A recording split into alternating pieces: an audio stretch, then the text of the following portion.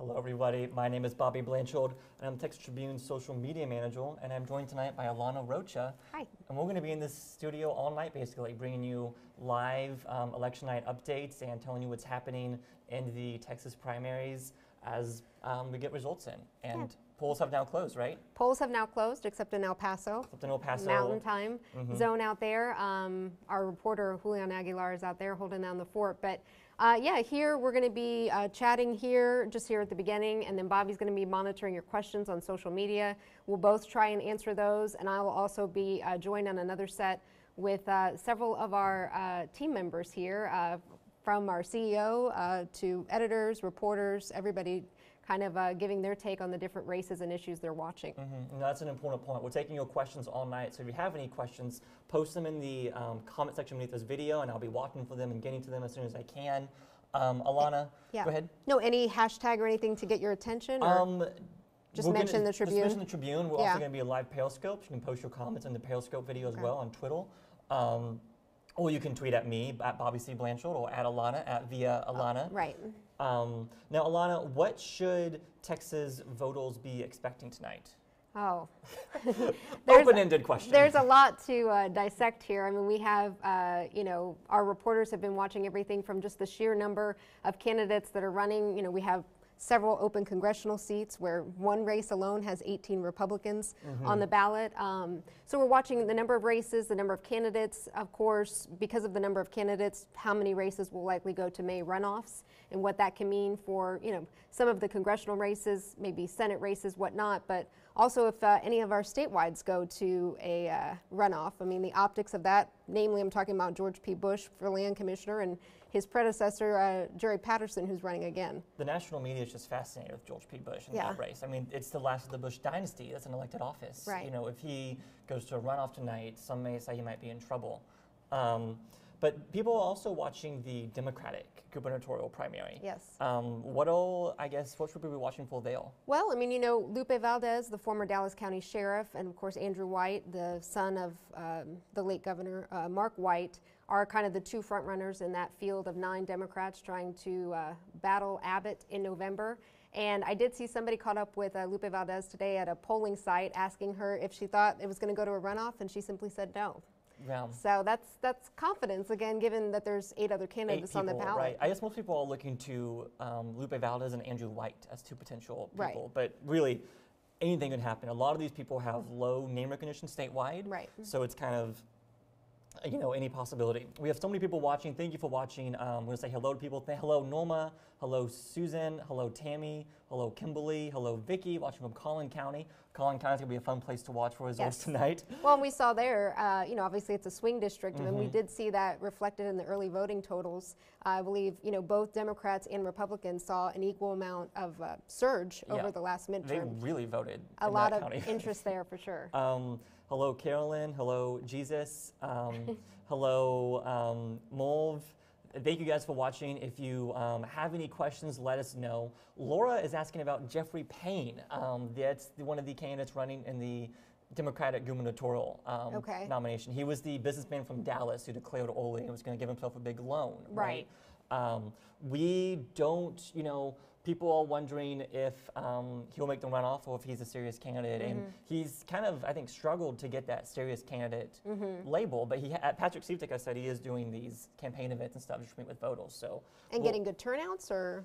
I don't know off the top of my head, honestly. I think most people are looking to Lupe Valdez and Andrew White, Laura, but we'll see. Yeah, with 9 in the field, I mean, those are the 2 names that, you know, have jumped out to a lot of people, and in our polling have shown that they have some semblance of recognition. So Charlie is asking about HD 134, which is the Sarah Davis seat. That is going to be an intense race to watch tonight. Do you want to tell them why? Yeah, sure. A lot of factors there. State Representative Sarah Davis, I believe, is seeking her 5th term in the House. It's a Houston area district, and she's going up against Susanna Docupil, who used to work for Governor Abbott when he was Attorney General.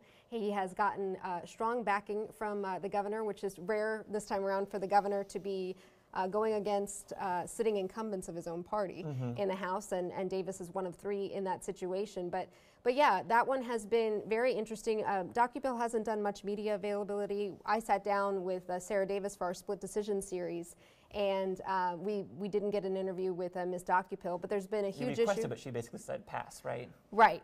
So we had to use, sound from 2 avails that she had done. But yeah, we're definitely watching that just because, one, it'll measure how the governor has sway or not in that district. And of course, what that'll mean for the November election, because that is a swing district. Now, there are 3 Republicans in the state House of Governors trying to unseat Sarah Davis, Wayne Faircloth, and Lyle Larson. Right. Ross had this great quote today. He was talking to me. He was like, do you think they'll be back next session? The governor probably hopes not, because that could be pretty awkward otherwise. Well, yeah, and I asked Sarah Davis that, how's your relationship going to be with the governor? Should you, advance and make it back into the House? And she said, hopefully, we're both adults. We can put it behind us and, be able to work together for the good of Texas. So we'll see. But that, of course, then she passes legislation, he has to sign it. So there's or veto it. Or veto it. There is some question there, so for sure. Gary, you want us to show you some numbers and graphics. We don't have any yet, but I'm going to show you what it's going to look like later tonight. We're all going to be live streaming our state homepage that's going to have results as they come in. So you'll be able to see those, and you can see them right now on our screen. You'll be able to see those as soon as we get them. We don't have any numbers yet. Polls just closed. No. It'll be probably half an hour to an hour before we get any numbers. Sure. Sorry, Vicki, no numbers yet, but as soon as we get them, we're going to be showing them. Yep. Now, let me see what other questions I got here. Thomas wants to know, he said, I've heard Republican voter turnout was low in comparison to Democrats. Any truth to that?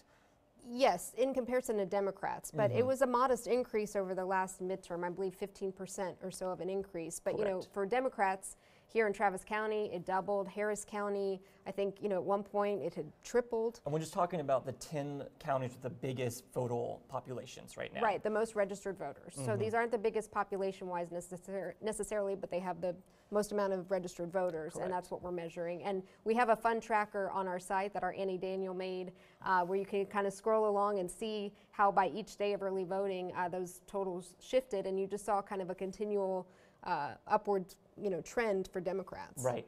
And I think the exact percentages was Democratic turnout, early voter turnout, in those counties increased by 105%, which was much greater than the population increase that Annie Daniels accounted for. Right. Republican turnout was 15%.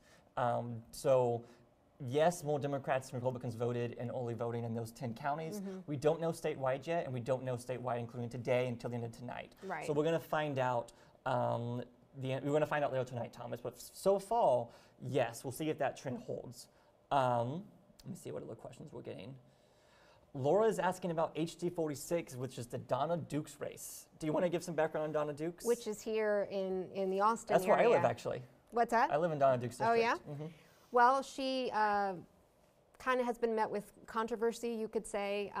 She was in a bad wreck, and so she had some health issues that kept her off the floor and her absent, voting record a little bit on the House. But then she also had some legal issues that ended up getting dismissed. She talked about resigning her seat and then ran for office again. So it sounds confusing and piecemeal, but it's, I think, been confusing for voters here. And she's been MIA on the campaign trail this election cycle. Yeah, Edgar Walters had a great story about this that was basically headlined, "Where was Donna Dukes?" And honestly, we're asking, if you know, tell us. Write it in the comments.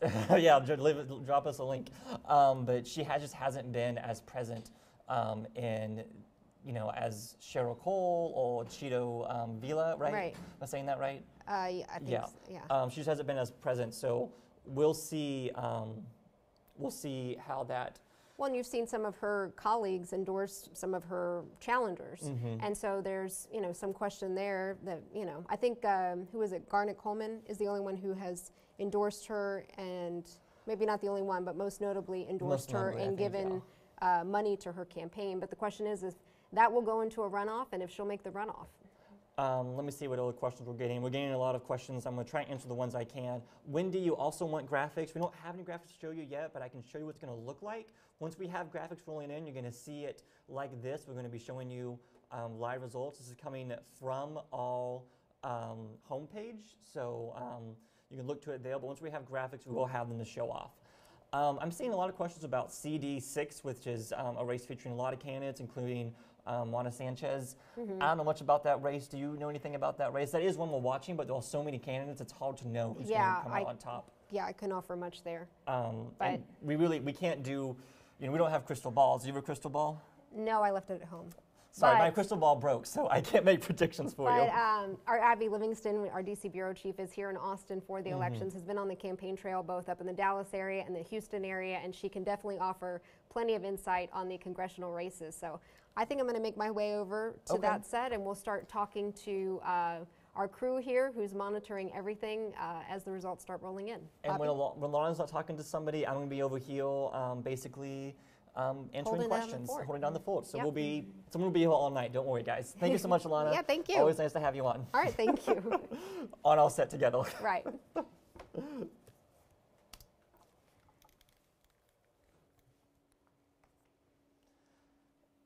All right, can you guys still hear me? Yeah, I can still hear myself. That's a good sign.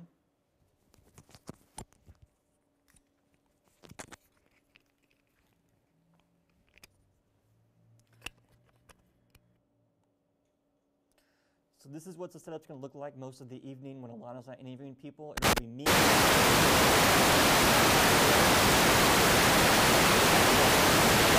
On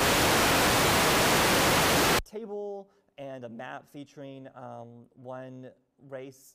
We'll be changing that map throughout the night, so we'll see what happens. Joy and several others have asked about Lieutenant Governor race.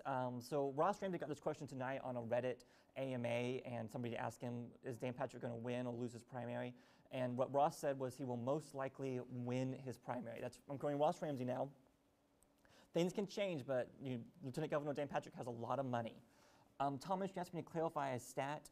There was a 15% turnout increase for Republicans in the 10 counties with the largest voting age population.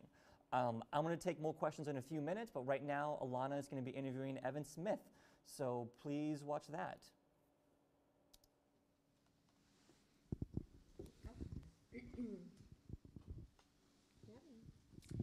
I am joined by Evan Smith, the editor and CEO of the Texas Tribune. Call me whatever you want. It's all fine. It's all fine. So this is the third midterms for the Tribune, correct? So 2010, 14 and 18, right? Have you seen just different with our coverage? Obviously, we've grown considerably. Well, The one that was here. yeah. Yeah. Right. So the issue for us in covering the midterms really is which midterm. If it's a second term of a presidential administration, as 2014 was, it's a little bit different. Those first term midterms, where a president's been in power, a party's been in power, and there tends to be an uptick for the other party not in power. So in 2010, you had Obama in, and you had Republicans who were unhappy with what was happening in Washington, and they really rallied to do not just pretty well, but significantly well in Texas, much bigger and better than expectations were.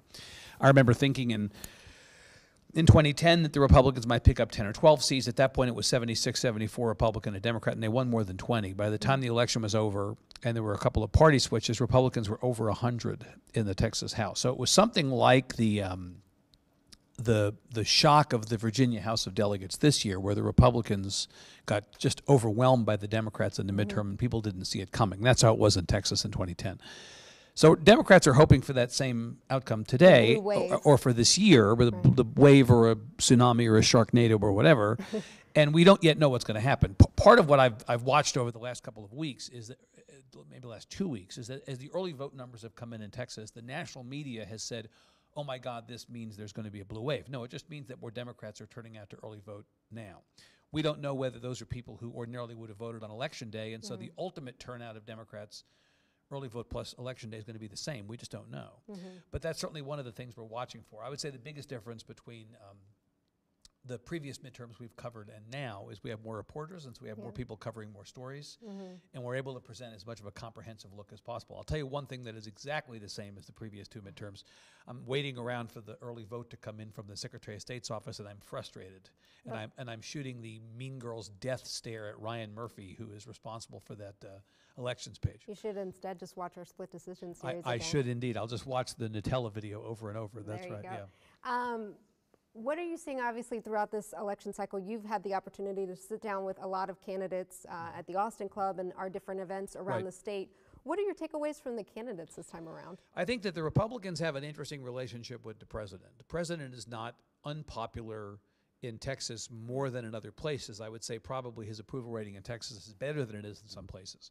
But at the same time, his approval rating is nothing to write home about. It's below 50%. And I think Republican candidates for office are having to figure out what their affect toward the president ought to be. Do they want to embrace the president and say, I'm running as a Trump Republican? Sid Miller has done that. George P. Bush, late in his campaign for land commissioner, has done that mostly out of necessity because he's had to figure out some way to rev up what has been, at least in his case, a pretty dormant re-election effort. He's given a challenger, Jerry Patterson, principally an opportunity in a multi-candidate primary to come at an incumbent pretty hard. But for a lot of Republicans who maybe like some of the things that Trump has done substantively, but don't like his tweeting or don't like the way he comports himself as president, I think they've just decided to pretend he doesn't exist. And they're not nationalizing this race. Now, when they ran in 2010 and 2014, they sure nationalized their races. They talked about Obama all the time. Right. Well, the flip side of that is Democrats here who didn't necessarily race to embrace Obama when Obama was not popular in Texas, no matter what they are running for, no matter who they're running against Donald Trump. Donald Trump is on the ballot every single ballot line this year. And so I'm seeing a lot of the kind of turning of the tables. Republicans wanted to nationalize the last two elections, and I think Democrats want to nationalize this one. We haven't gotten a chance to catch up with many of them, but were you surprised by the sheer number of Democrats that of Republican members of the congressional delegation who were retiring? Well, of course, 8 in total from the delegation not coming back next time, 6 Republicans and 2 Democrats, in all different circumstances. Right. But yeah, that's a huge number. With 36 members of the delegation, that's approaching 1 in 4 members of the delegation not coming back. And it's created a lot of opportunity for both Democrats and Republicans who have had pent-up ambition. They've not been able to move up through the ladder, and now all of a sudden there's an open seat, and they go, aha, that's why you get 18 Republicans running for Lamar Smith's seat in San Antonio, or you get 7, 8, 9 Democrats running for Will Hurd or running for Culberson or for Sessions. Now, those are not cases where members aren't coming back. Right. But the second part of the story this year with the congressional delegation is not just members not coming back. It's also districts that the Republican incumbent won last time that Hillary Clinton won.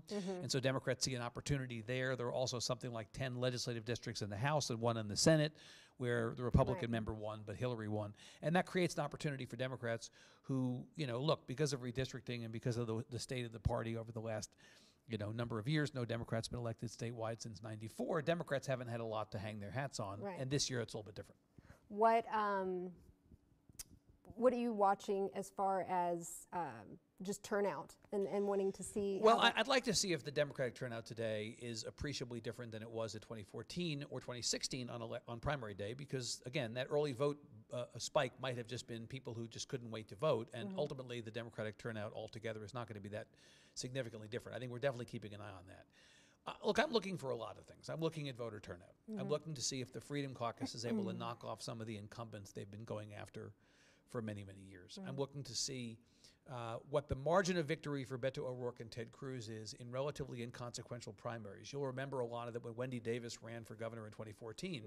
She was this first celebrity Democrat in San Richards. Nobody could possibly touch her. And she was held below 80% in the Democratic primary, which was a sign of some question of, whether she could, I think it was the border counties that voted for an unknown opponent with a Hispanic surname. And so the question was, could she connect with the Hispanic audience? I think that we're looking to see if O'Rourke and Cruz show any signs of weakness in their own primaries that possibly augur something for the fall.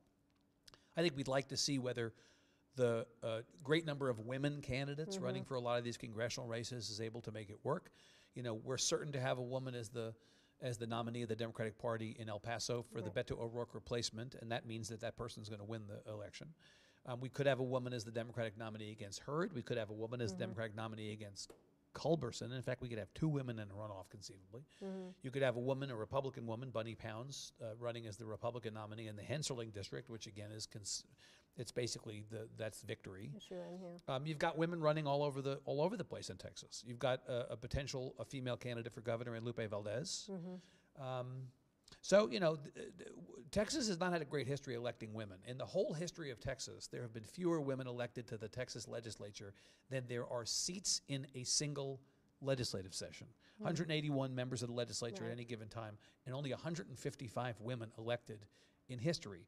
Only one woman outside the judges and justices who is a statewide elected official, Christy Craddock. The population is more than half women. So this may be finally something approaching a trend line in the direction of where the population is. One thing we've been watching too is just the governor's influence this time around, and True. the fact that he has come out against sitting members of his own party in the House. Correct. He's gone after three incumbent Republicans, which has never happened in the history of the state as we know it before, where a governor of a particular party has come out after incumbent legislative members of his party. You know, he's got three on the board, and I think the conventional wisdom in Austin is that he may get one of the three out. He also could go 0 for 3. He could go 2 for 3. I think the least likely outcome is that he goes 3 for 3. But then, of course, you wonder if the members of the legislature who the governor took on win and hold on to their seats, what happens when they go into the legislature? Right. Are they going to be dead men and women walking? Sarah Are they Davis going to be able to said get no. any bills passed? Are they going to be able to get any good committee assignments? Is the governor going to be lying in wait to veto their bills? I mean, that's an interesting question that, you know, that's for another day. That's for a year from now or more. Is there any political risk on his part if all three do come back? Well, it's an embarrassment, but I don't think this governor cares particularly. He's got $45 million in the bank, and he's Greg Abbott. You know, Very popular. you know, he eats you know, bad news like this for lunch every day and then keeps moving. I mean, no, I don't think he's at risk of having taken on Davis, Larson, and Faircloth and losing. If that were to happen, he's not at risk of you know, not of anything winning the happening. election No. or anything, and then, of course, this is just likely a stepping stone with this many candidates. May runoffs are inevitable. Oh, I think we're going to be back here for the next 2 months. And of course, from the press's perspective, you know, I'm doing the end zone dance over the runoff situation here. I mean, we're going to have a ton of runoffs. We'll be back here again with a reduced volume election night in May. Right. And runoffs matter. I mean, the fact is that historically, the person who finishes in first in March doesn't always finish in first in May. The second place finisher in runoffs wins consistently, or often enough that you can't really predict the outcomes of these things. And sometimes if somebody finishes in first and they're at like 48% and they're within a percentage point or two of winning, the second place person will drop out. But you know, the first time Julian Castro ran for mayor of San Antonio against Phil Hardberger, he finished in first, Hardberger finished in second, Hardberger came back and beat him in the runoff.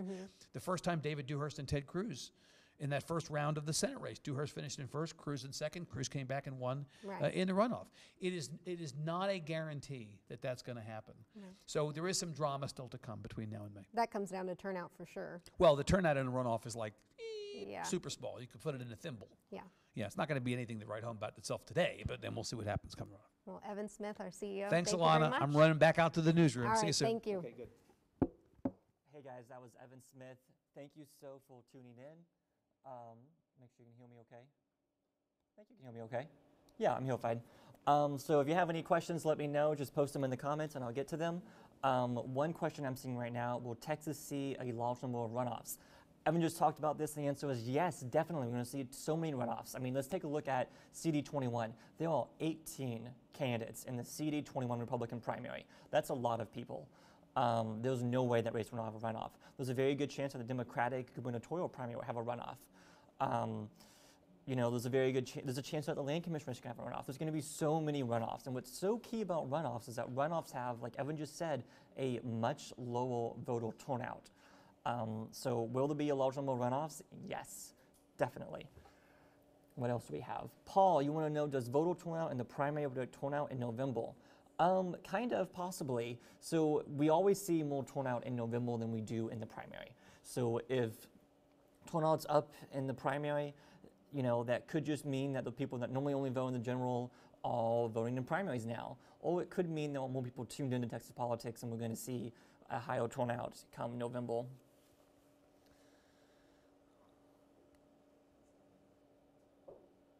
Let's see. Deborah, you're wondering how many Democrats voted Republican and to try to get Dan Patrick out? Who knows? I'm sorry, I don't know the answer to that question. We'll maybe find out tonight. Joey, you said you're most interested in the Lieutenant Governor's primary. I'm going to quote what Ross Ramsey said to me earlier tonight, and that is he does not think Lieutenant Governor Dan Patrick is going to lose. That could change, we'll find out, but I think most people are betting on Lieutenant Governor Dan Patrick winning his primary. I'm not predicting anything, though. Denise, you says, I hope Maddow uses her election night music tonight. We'll see. Joey, you want to have a good question. Could tonight basically decide the Speaker of the House in 2019? That's definitely, you know, I don't want to make predictions, but I think tonight's results could have an implication for the Speaker race. Okay, guys, remember, if you have questions, just post them in the comments beneath this video, and I will answer them as soon as I can. We're going to have a second talking to Alana Rocha, and that's going to be great, so we'll have that going soon, but not quite yet. Eldon, you want to know, let's talk about statewide Democratic turnout versus Republican turnout. So in early voting, Democrats voted more than Republicans in the counties with the biggest voter age population. That was just early voting, that was just in those 10 counties. So we're going to see how the turnout compares at the end of tonight. Malcolm, you're asking, is Lupe Valdez polling higher than the other Democrats? The answer is yes, she is. According to all polls, she was polling the highest among the Democrats. However, she was not polling enough to avoid a runoff at the time. Jeffrey, you said, hello, I'm here for the coach. I'm not sure what you mean by that.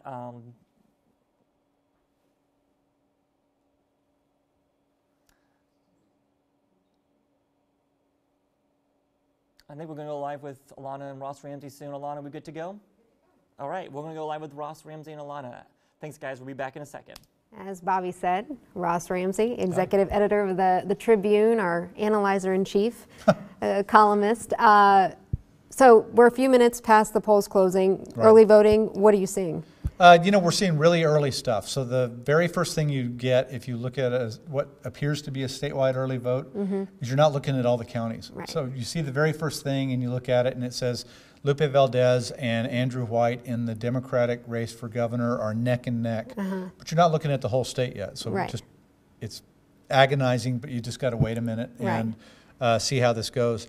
It's going to be an interesting night. There are a lot of these races that are, like I said, that one's statewide. The George P. Bush race is statewide. The Sid Miller race is statewide. A lot of the races are really local. The most expensive race in the state is a state Senate seat in Collin County. Right. Where it's a friend of mine calls it the Nepotism Bowl. It's the Angela Paxton, wife of the Texas Attorney General, and Philip Huff Fines, brother of State Senator Don Huff Fines. Twin brother. Right. So they've spent well over $10 million on a state Senate seat. The job pays $600 a month, folks. It's really not a great return on investment necessarily. So that's a really interesting seat, and the interesting thing about seats like that is in a race like that where Collin County is getting just carpet bombed with ads. I was on radio in Dallas the other morning, and it was all ads for that race and races around there. When you look at the statewide result later on, you're going to see a statewide result that's not exactly like a statewide result. If you really take the numbers apart, you'll see that there's a big turnout in Collin County, and that Collin County had a bigger weight in the vote than some other places because they had a Senate race and nobody else did, right? So there are going to be weird things like that. I'm interested to see how El Paso votes, my hometown, so I'm interested anyway. Yeah. But that's where Beto O'Rourke is from. He's the driver to some extent of Democratic turnout this year, kind of the charismatic Democratic challenger. That's all their hopes, all their blue wave talk, and all of that stuff. So I'm interested to see how his home county votes. For his seat that he's vacating from Congress. Well, there's how they vote overall because he's on the statewide ballot. And then there's also the open seat for him. There's a really good Texas House race underneath that. But like I said at the very beginning, the numbers are really, really trickling in. We don't really not know anything telling. yet. It's frustrating. Yeah. It's maddening. You want No. the whole result all at once. Throughout this cycle, well, the past couple weeks, you've had a hot list that you've Right. updated periodically. You say it's just a conversation starter. People, you rank them by, threat to the incumbent party, and just Right. good juice and drama.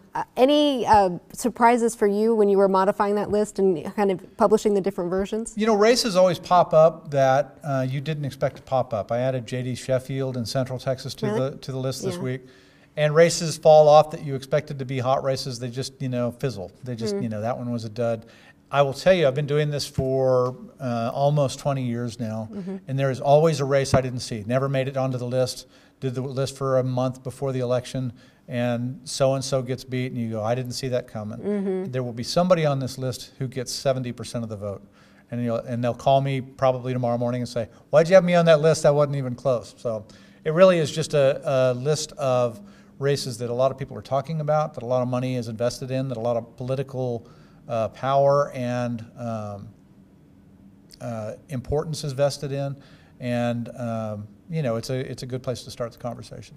What are you seeing, or what do you expect to see on the 9 Democratic split of the challengers or potential challengers for Governor Greg Abbott in the gubernatorial race? It's a race where nobody had really great name ID. Somebody was joking that the first poll in a race like this is 3 to 3 to 3 to 3 to nobody knows anybody. Right. Lupe Valdez, the former Dallas County sheriff, probably had more name ID than anybody, if only because she had been the elected sheriff 4 times in Dallas County, one of the state's biggest counties. So all other things being equal, she's got an edge in Dallas County that gives her an edge statewide. Andrew White is the son of the late Governor Mark White.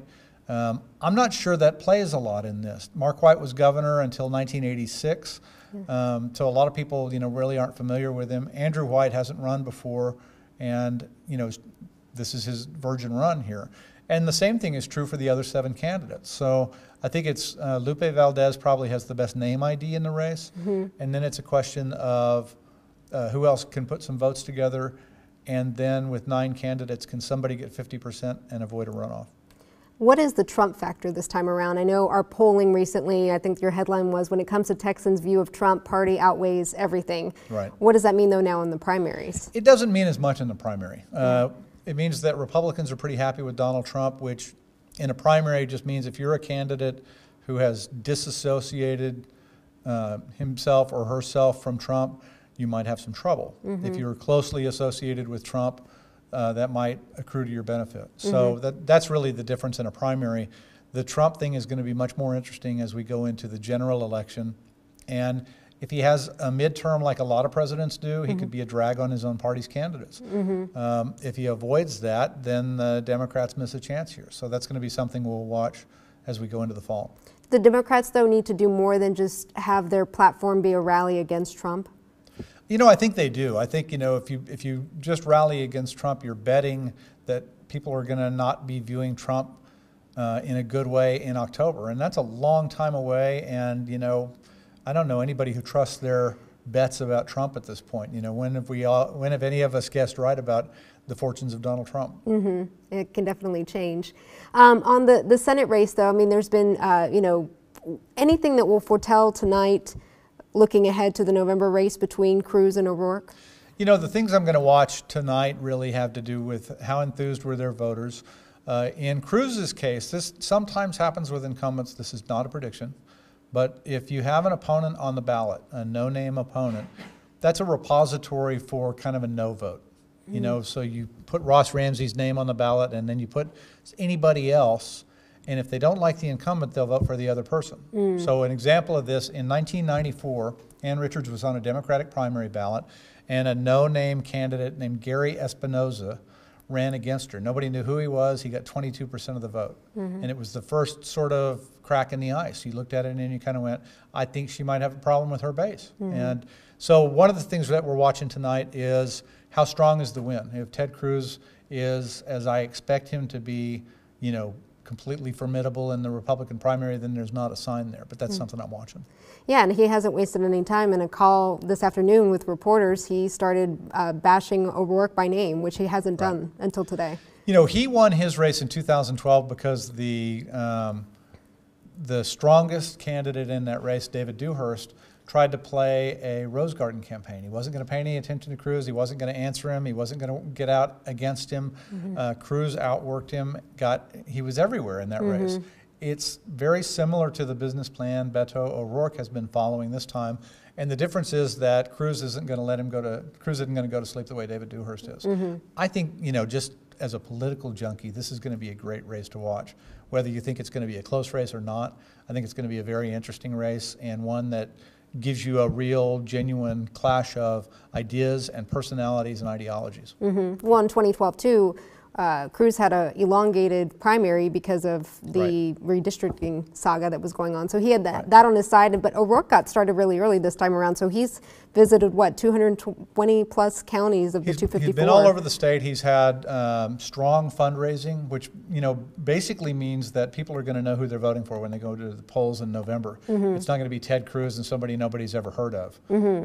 It may be lopsided, it may not be lopsided, but it's going to be, you know, evened up somewhat because O'Rourke has the resources to advertise and get his name known. Paul Palmer is asking, does voter turnout in the primary predict turnout in November? No. You know, it would be great if it did. You know, but the fun thing about covering politics is that everything's fresh. It starts all over each time. It's a new game every time. The issues in primaries and the things that seem important in terms of political argument and debate today don't necessarily match up with what's going to be what we're talking about in October. Trump's popularity today might be completely different in October. Everything's different, and it's a whole different election. It's a whole different situation. Voters are going to be motivated by something different at that time, and you can find people to predict that stuff, but you can't find people to reliably predict that stuff. Well, we'll let you get back to it. Ross Ramsey, our great. executive editor, thank you so much. Thank We'll you. toss it back to Bobby.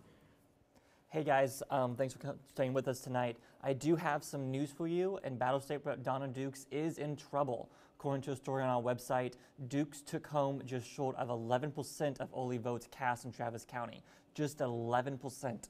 That puts her in trouble heading into a potential runoff. She may not make a runoff. You know, she could be in big trouble basically. If you have any questions, post them in the comments below and I will answer them best I can. Michael, do you think all this talk about Democratic turnout will drive Republicans to the polls? That is certainly a possibility. You know, we've seen Greg Abbott and Ted Cruz talk a big game about this. They've been saying, and you're all saying I'm a little quiet. Daniel, let me see. Let me turn up my mic a little bit. Is this better, Daniel? It sounds okay to me. If you can't hear me good, you might want to turn up this volume on your computer. So Ted Cruz and Greg Abbott have been saying that Texas could be in trouble in 2018, but we'll see. It's hard to know. Eldon, you want to know how Beto's numbers? I can check that for you, but I really don't think Beto has much to worry about tonight. He'll likely win his primary pretty easily. But we will see. Let me see if we have any numbers in for Beto O'Rourke right now. Sorry if you can hear me typing.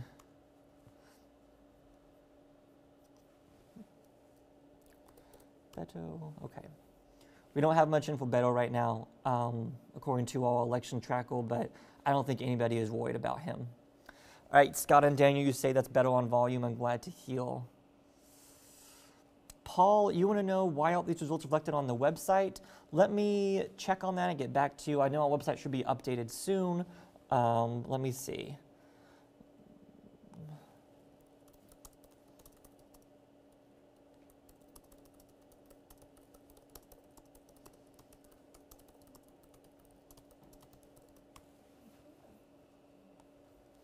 I will be checking this soon. This stream is not on YouTube right now, I don't believe, but you can find it on our website at texastribune.org. So go there if you'd rather watch it there. Okay. In a second, Alana's going to be talking with Annie Daniels, who put together our early voting tracker. So if you have any questions for Annie, you can ask her, and Alana's watching the comments. She'll be taking your questions live. So please post your comments in the video and the comment beneath this video, and she'll be taking your questions. Thanks for everybody joining us. We're having a lot of fun tonight. Please keep asking your questions. I'm so happy to talk to you. This is honestly my favorite part of this job, is talking to readers. So please let us know if you have questions. And I think Alana's ready to take you. Great. Alana's going to be talking to you guys in a second. Thanks, guys. Stay tuned. Hey there, we're back. We're good? We're good.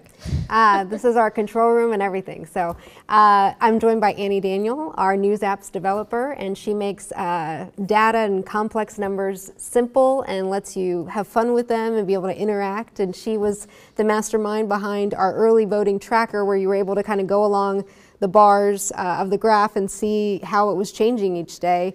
I guess first, what were your takeaways as the person behind this and putting these numbers in? Well, it was pretty remarkable to see all the Democratic turnout that we saw this year. Last time we did this for the general election, we also saw some pretty significant spikes. It's always kind of a crapshoot. You never know if it's going to be interesting, if it's going to be a bunch of flat lines, or if things are going to happen. And this year, it played out. Yeah, it stayed interesting. Yeah, for sure.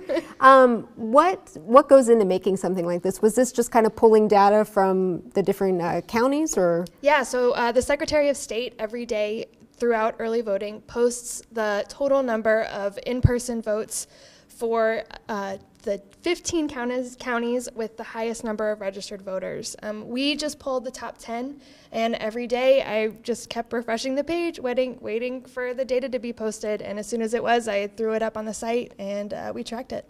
What highs and lows? What Travis saw the biggest leap. Yeah. Travis County here in Austin saw the biggest increase over the previous midterm in turnout for Democrats, and then Hidalgo was the only one of the 10 along the border that didn't see an increase. Yeah, so Travis County saw an increase. They were at 6% of their voting age population, which is their population that is over 18 years of age, which is up a percentage point from the last midterm primary at 5.1%. And then Hidalgo was the only one that went down a little bit. It wasn't a ton, but it was the only one that went down. That was interesting. And the way you gave people two options to ways to track it. Talk about that. It was cumulative in-person voters versus percentage of voting age population. Yes. So what were those telling people as far as the different ways? Right. So cumulative was just the raw number, how many people showed up to vote each day. But the percent of voting age population took into account population growth. So counties like Travis and Harris County that grows a ton since, I guess we went back to 2008. Is that the year that we went back to? 2010. A lot of people have moved here since 2010, and a lot of people have turned 18. So we kind of take that into account to balance out these numbers and make them a little bit more accurate and more of a accurate representation of how many people are voting. And when you do take that into consideration, are the jumps as big as just sheer numbers? They were still pretty big. Yeah. It did kind of balance out a little bit, especially on the Republican side. But they were still pretty big. It was still, interesting to look at for sure. Well, lots to do too, I'm sure, going into the runoffs and different ways to dissect. And then of course we'll get the total voter turnout after today, and then any plans to dissect those numbers? Oh yeah, always. Okay. Regular turnout is always kind of an exciting thing that we like to look at the end of an election.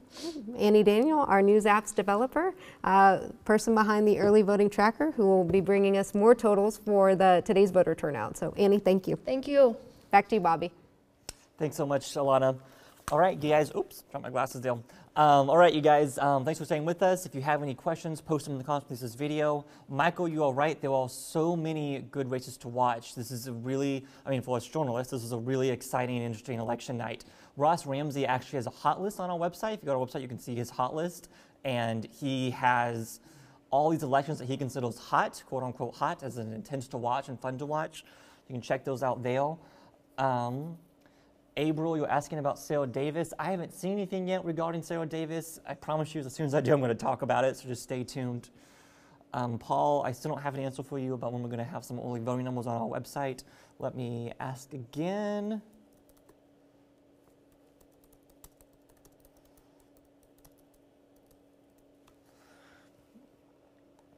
Okay. Michael, you're asking, do you have numbers on millennial turnout so far? We do not, and I do not anticipate us to have those numbers for quite a while still. If you're watching on Facebook or Periscope, you can leave your questions in the comments in other places. I'm checking there to take questions. Someone on Twitter is asking, is this coverage available on local news? No, this is just available on our website, on our Facebook and our Twitter page. However, you can watch local news channels if you'd rather get coverage from there. I'm sure they'll be talking about this all night, but I'm not sure where to point you depending on where you live. Someone's asking for CD25D numbers. I don't have those yet. Check back in later. Okay, I'm gonna go back to Facebook real quick. All right, Charlie, thank you for sharing that. Davis is leading 53-46. That's pretty close right now, so we will keep watching that for the rest of the night.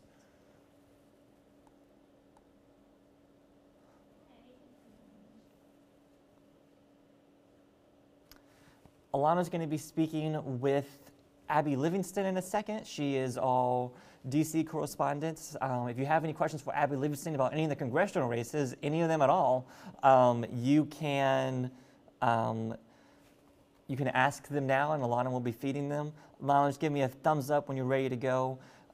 Daniel, I don't have answers for you about the referendum. I will check on that while Alana is interviewing Abby and get back to you if I can. But take it away, Alana. Thanks, Bobby. I'm joined by Abby Livingston, as you said, our DC Bureau Chief, who has graced us with her presence here in Austin. You've been busy leading up to today, following many of the members running for Congress. What are your takeaways so far? Are you seeing any early numbers that you feel comfortable reporting on? Well, only comfortable if I can say they're early, and one dump from one part of a city can completely flip these numbers. But I would say the most interesting thing is in the Dallas 32nd District, which is a seat that Republicans have held for years. It flipped to Hillary in 2016, so a ton of Democrats have jumped in and ran for it. And we saw in the early votes, which is still a minuscule part, that former NFL player Colin Allred jumped to a huge lead, way leaps and bounds ahead of anyone else, which sort of surprised a lot of us because he was not the strongest fundraiser, but he kept saying over and over his door knocking was crucial. And so we will find out as the minutes go on tonight whether he was right or wrong. Additionally, the race that most folks are obsessed with is the Texas 7th down in Houston. And in that one, it looks like Lizzie Fletcher got to an early lead. Same caveats. And she has the support of Emily's List, which is an organization that really knows how to get out the vote. And right now in second place is Laura Moser, who came to national attention when the Democratic Congressional Campaign Committee basically nuked her with an opposition research file of her because they feel like she can't handle, she's not the best candidate in the general. So, it's been an interesting evening in the 23rd District in San Antonio, out to El Paso. Gina Ortiz-Jones, a retired Air Force intelligence officer, has a pretty good early vote lead over former DOJ official Jay Hewlings, which sort of is a little surprising right now. But again, I don't know where these votes are coming from. He has the support of the Castros, but I just texted with a source of mine in Washington, and I just kind of said, so-and-so, and I was mentioning someone I said is not having a good night, and the source said men are not having a good night. So, maybe we see early signs that the Women's March may have an effect on our primaries, but it may be a little early to say that, but it was kind of startled me when I saw that. So Hewlings and Ortiz-Jones, though, have kind of, you wrote about it, that they had kind of floated to the top because of their backgrounds, and they feel like they can take on Hurd the best, a former CIA agent, right? Right. So it's Hurd can speak very fluent spy, and he's very good in hearings, and he's very and that's something that he's now becoming a figure who goes on the Sunday shows and speaks authoritatively on national security issues. And so both of them, Hewlings was a staffer on the House Intelligence Committee years and years ago as well, and his family background is in the CIA as well. So they can all speak the language. Yeah, basically. they can speak spy. Yeah. Do you foresee that one, though, going to a runoff, or just too early to know right now? It's probably too early, but my gut is it goes to a runoff. So I haven't even had a chance to do the math of the percentages at this point. So Yeah, we'll see. and another one that we're watching is, of course, CD21 in the San Antonio area. Yeah, I haven't looked at all the results, but I have seen that one. Chip Roy is, and again, early voting, it all could change, jumped to a huge lead. And then Matt McCall was coming in second, but it was a whole pack of other folks all bunched in together. And he has been something of a candidate who's run over and over and over again against Lamar Smith. So his signs have been seen for years. And so there were folks who were pointing to him as a potential runoff candidate. I asked this of our boss, Evan Smith, but you've been in Washington. For a while, it seemed like every week, members of the Texas delegation Every day. were retiring. What did you make of that? You know, I think it was a situation where Republicans have term limits, and as chairman, and we had a whole bunch of chairmen, and their term limits were running out, and they did not want to go back to being a rank and file member. So I think it was sort of less about, we are seeing a ton of retirements around the country, and it's incumbents saying, I can't win re-election, and I don't want to deal with this. I don't think it was that in Texas. But I was block walking with Gene Green, congressman from Houston, and he basically just said He's not coming back. He's retiring, and Yeah. he was block walking for another candidate, Sylvia Garcia, and he basically just said, my grandkids are getting older, and I need to spend time with them. So, you know, there is the old excuse, you need to spend more time with family. Yeah, Lamar Smith said something. I think he had a number of grandkids who have been born since he's been serving in D.C. and just wanted more time. And it's usually a cliche. You know, usually a politician gets thrown in a big scandal and he says, I need to spend more time with my family, and everyone laughs at them. But I actually kind of believe some of these guys on that one. What about down in the Corpus area with the seat that Blake Farenthold is vacating? It's pretty tight right now. Beck Brunn is sort of the establishment favorite, and he was trailing a little bit behind Michael Cloud, who's a former county chairman in the area. But again, it's still early. It could all flip, but it is sort of an interesting window into all of this. What else are you, I mean, aside from the congressional races, I mean, what about the Trump factor here? A lot of people have talked about that, and I mean, obviously in the primaries it might not be as much of an issue if you need to take that by all means, but how much do you think that that's a factor, at least these big fields differentiating themselves from the others? I don't know if we can read much at this point into which candidate is leading in a particular primary. I do think it's boosted turnout. One thing we're watching for, and it's not on the state website, but the Harris County website has Sylvia Garcia out to a pretty substantial lead. Yeah. That's a big deal because, and she may not be the only one, but we have not, from the state of Texas, elected a Latina to Congress. So should she clear that, it's a safe seat. She'll still have to run in the general, but she should, you know, whoever wins that Democratic nomination will likely win the general, and she could be on her way to the first Latina member of Congress. But again, let's wait and see. Yeah. And that's true, too, potentially with Veronica Escobar in El Paso. Yes, so they're an hour behind us, so I have less window into that one, but she could be on that track as well. So, and as we've stated many, many times in many stories, there has not been a woman elected to Congress for a full term since 1996, and so that is actually a battle cry of many of these female candidates in the running, and they'll use it in front of me, and it kind of startles me because I dug up that fact like 3 years ago, and now people care about it. So it's an interesting thing that we're watching tonight. Yeah, for sure. You wrote a story, just what more than 50 women have put their names on the ballot this time around. What about money? Have you seen any of these races, again, with so many candidates and big districts kind of running up the totals when it comes to campaign finance? Sometimes there's been a few who have surprised me by how they have not done well, and they were the big fundraisers. And so it's too early to name names, but I've been surprised that some people have not done better. And we got a long night ahead of us. Any surprises that, I mean, what would surprise you tonight?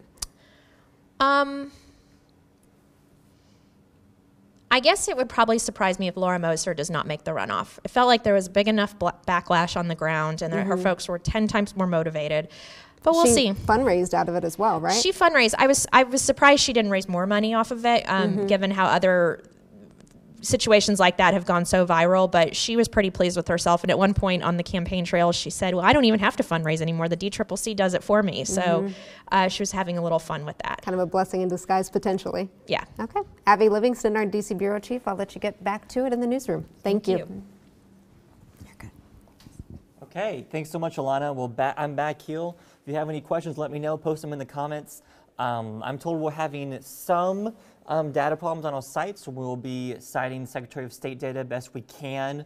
We'll be getting stories up soon, so my apologies for that. But if you have any questions in the meantime, let me know. Let's see.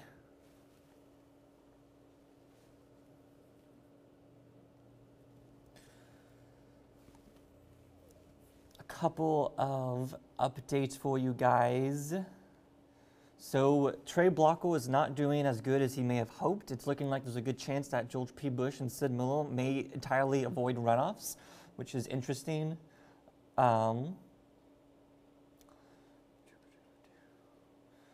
Senator Bob Hall is narrowing the gap between himself and Cindy Burkett. However, State Rep Fallon has a wide lead over Senator Estes in that primary.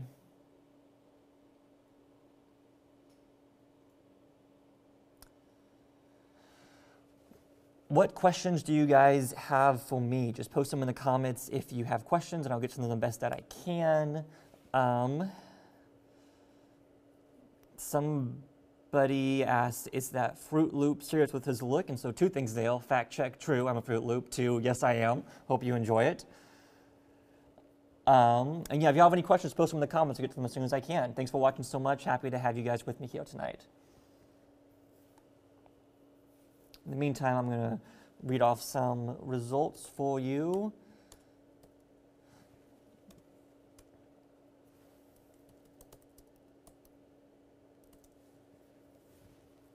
All right, we got some data in, it looks like, so that's good.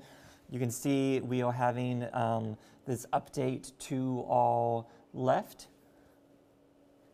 George P. Bush is leading by a pretty wide margin right now. And he might, in fact, end up avoiding a runoff, which is interesting.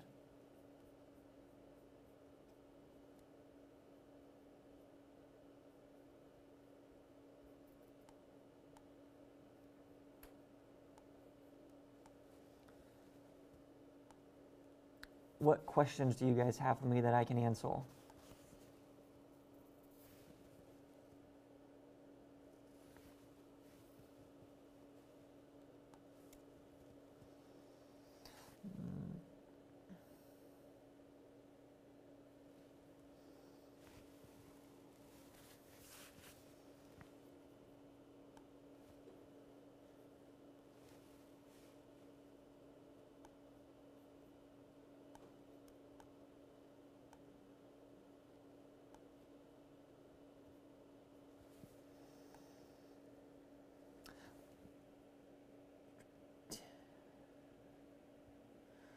Rock, you want to know how is Lupe Valdez doing?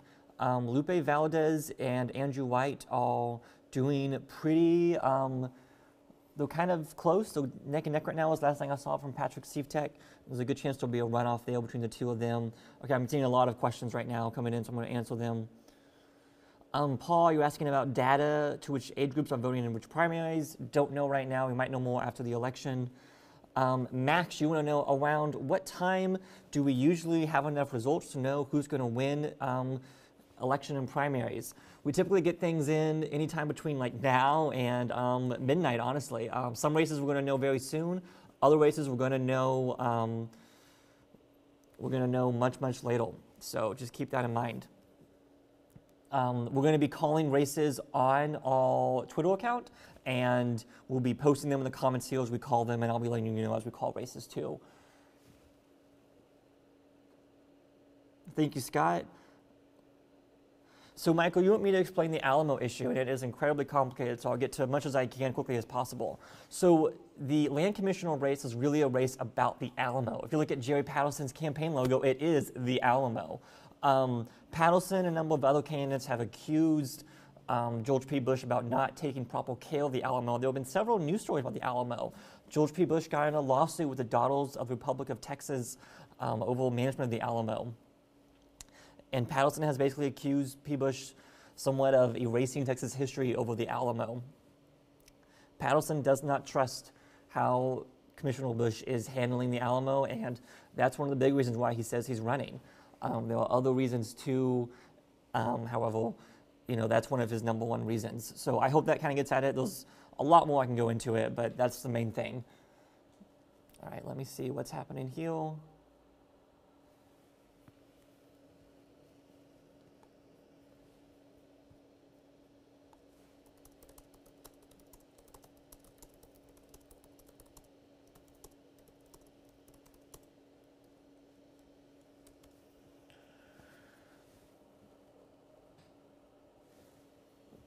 Again, if you have any questions, post them in the comments and I'll get to them as quickly as possible.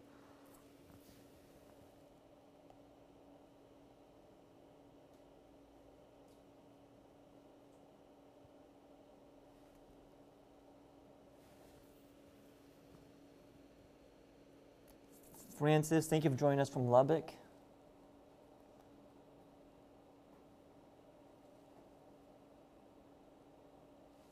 Okay, guys, I'm going to refresh this homepage real quick, so hopefully that'll fix some of the coloring. Oh, that looks better.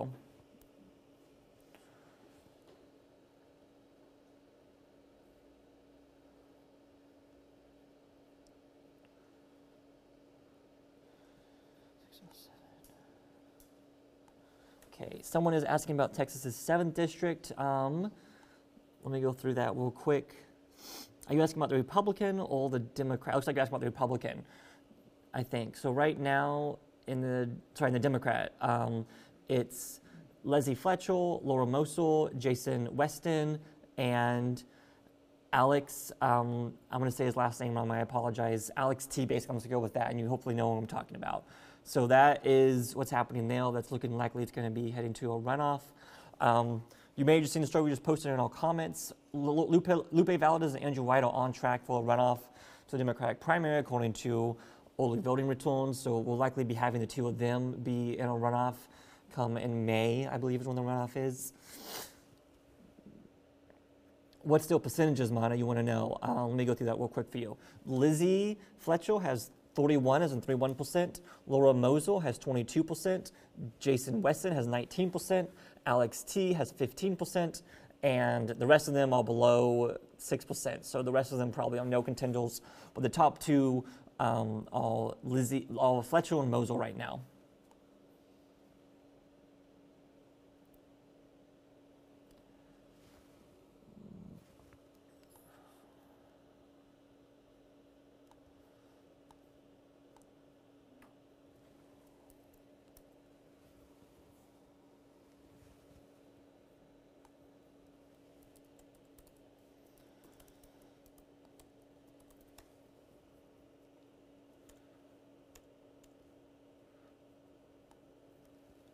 Okay.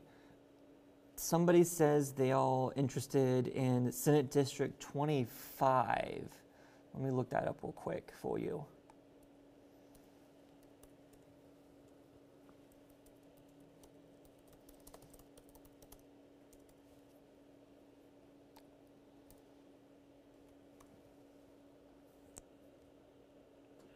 Okay, Senate District 25. Steve King is leading in the Democratic primary with 53% of the vote, and the Republican primary, Donna Campbell is leading with 73% of the vote. Someone's asking about Huffines versus Paxton. In that race, Angela Paxton is leading by 53% of the vote, and Huffines has 46. That's District 8 in the Texas Senate. Daniel, I think you're making a joke. Is it true that Patterson is leading a book called Wales George? I don't think so, but that is a little funny. I'm seeing people asking about couch bidding, and I think that's a joke, so I'm going to hide and ban people who are doing that. Sorry, I don't get the joke. If somebody explains it to me, I'm happy to laugh at it with you, but for now, you'll spam, so sorry, bye. And I'm trying to go between Periscope and Twitter, so let me go back to Periscope.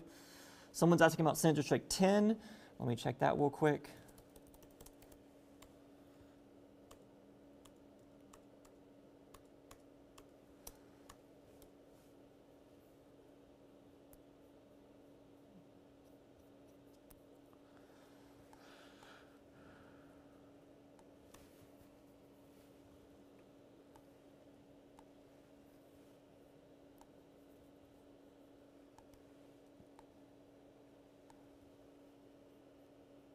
Okay, Senate District 10, we don't really have many numbers for yet. Sorry, check back later. US 5th, sorry, I just saw that comment. Let me check right now.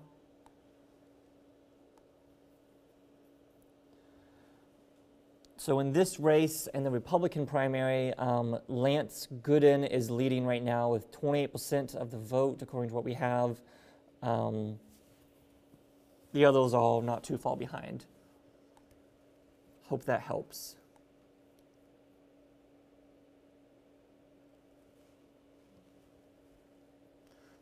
Elliot, you're asking about Joan Huffman. Joan Huffman is currently leading pretty handedly, pretty significantly. Seems unlikely that heads to the runoff, but it's early still, so who knows?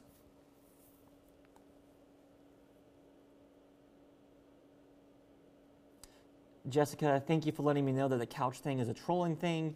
I will be on the lookout for other people who are posting that, and if they do, I will delete and ban their comments. So if you joke about the couch, you're going to be deleted, just so you know. Somebody else is asking about Fallon and Estes.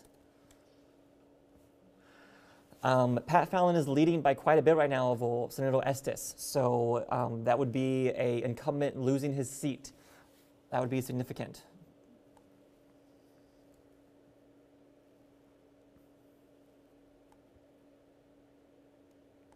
Thank you, Jessica, again for letting me know.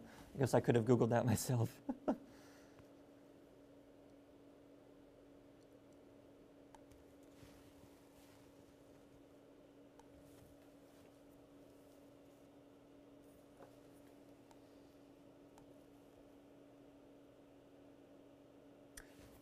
Thank you, Daniel. Neville crossed the pulse wielding the banhammer. I will wield it with intent. Justin, you want to know if Payne has a chance. At this point, it looks unlikely. According to early voting results, it's extremely likely that Lupe Valdez and Andrew White head to a runoff. We are not calling that yet, so put your brakes on that, but there's a good chance that that's what's going to happen, and so it looks tough for Jeffrey Payne. And that is and for those of you who don't know, that is in the Democratic gubernatorial primary. Let me go back to Periscope real quick. CD21. Oh gosh, guys, there are a lot of questions. I'm sorry. I'm going to try to get to as many as I can.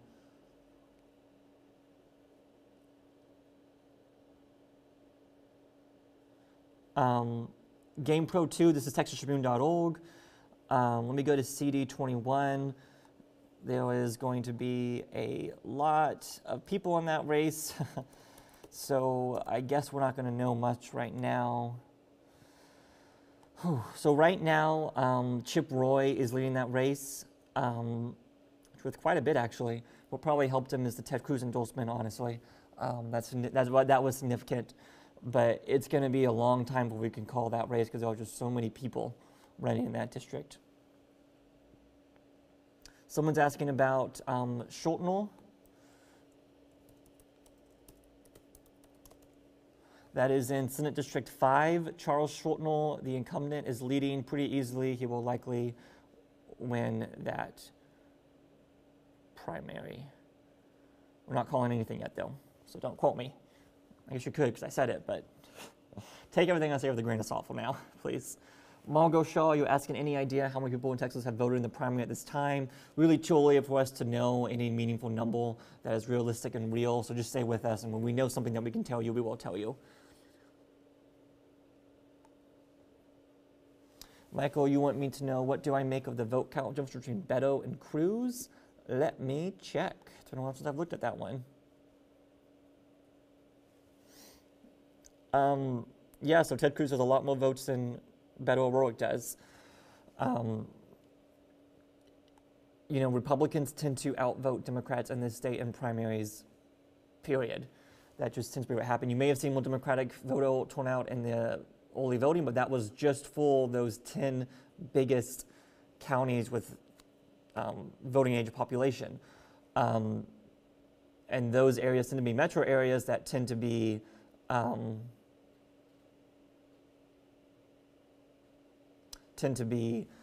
Democratic anyway. So, that is significant to note, and that means Beto O'Rourke still has quite a way to climb. Carolyn Hall, you're asking about Mildel versus Patrick. I'm pretty sure, yeah, Dan Patrick is winning by quite a bit. We'll probably be calling that race soon if we haven't already. I can't call races, only Ross Ramsey can, but I don't think many people expected Dan Patrick to lose. House District 35.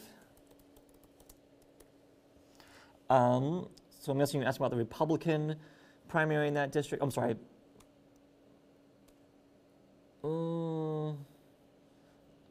If you're asking about what I think you're asking about, there's only one person running in the Democratic side. There was no Republican candidates. So, are you about Texas House or U.S. House?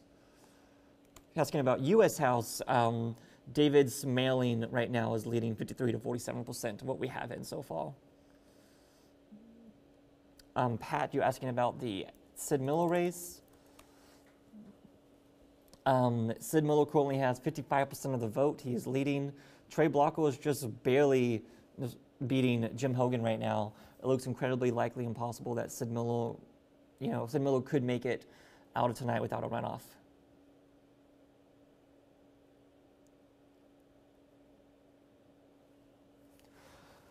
Let me go back to Periscope, see what questions we have there. People are asking.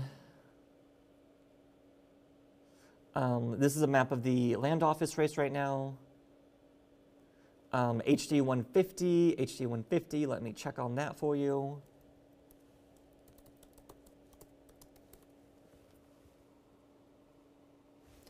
House District 150, we don't have anything with that right now, so check back later, please, if you can.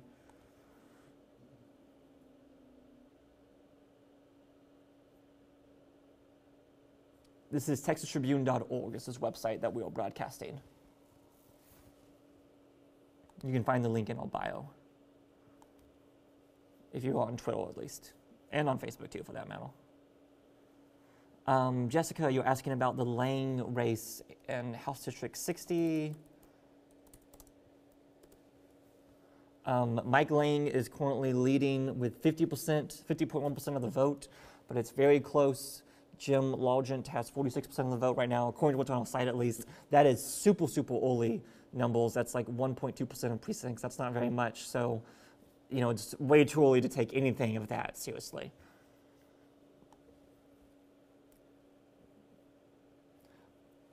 We have an update for you guys. You saw the story posted in the comments. 2 of the 3 incumbents that are being challenged by Governor Greg Abbott are leading in their primaries. That's State Rep Sarah Davis and State Rep Lyle Lawson. However, Wayne Faircloth is losing right now.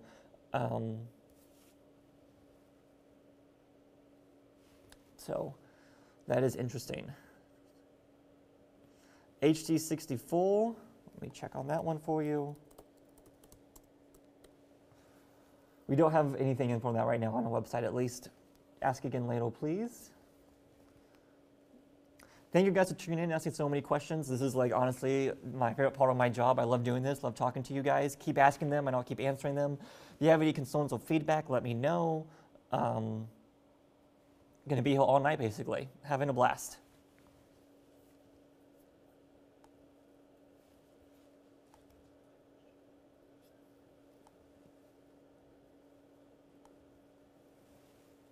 Let's see, Todd has a question. Sorry, Todd, I don't think that can be easily tracked. And also, I'm doing good. I don't need any waddle. Thank you, though.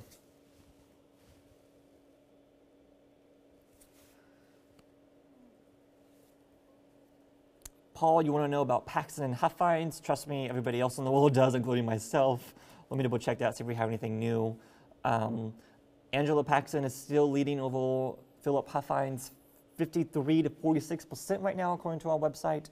However, that could change. It's still early. It's still very, very early. But that is, I think, one of this newsroom's favorite races, Paul. We are just obsessing over that. I mean, what a fascinating race. You have the twin brother of an already Texas senator running against the wife of the attorney general. Whatever the outcome there is, if they win in the general, that's going to be a really interesting senator to have in the Senate.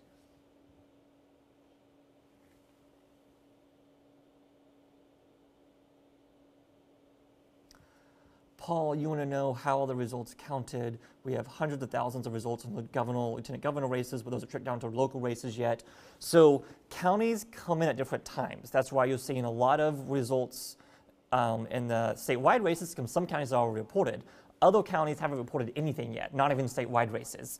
So that is why you're seeing the statewide races have a lot of votes, but some local races have few, if any, votes right now, because we're waiting on the individual counties. So some of the smaller counties haven't given us anything for their statewide or local races. Look at this map right now. All those gray areas, that's areas of no data. So those counties have reported nothing yet, at least nothing that we have right now. So that's important to know. I'm going to refresh this real quick, so hopefully we might get some more information in there, so please stand by. Nah, not much. So, you know, the reason why we have some hundreds of thousands of votes in the statewide races is because all these counties with red, they reported data in. Not all the data, but some data in. But only some precincts have reported data in. I mean, we only have 1.8% of precincts in statewide right now, according to this. According to at least Alltrackle. Alltrackle could be a little behind, and I apologize if it is. But that is why that's how this stuff is counted. Hope that answers your question. If that's confusing, let me know. Let me go back to Periscope. Someone's asking about the railroad commissional. Let me check that race. Craddock and Martinez specifically. Craddock is winning pretty easily right now. It's early still. None of this means I'm calling it. None of this means it's oval. But Craddock is currently winning pretty easily.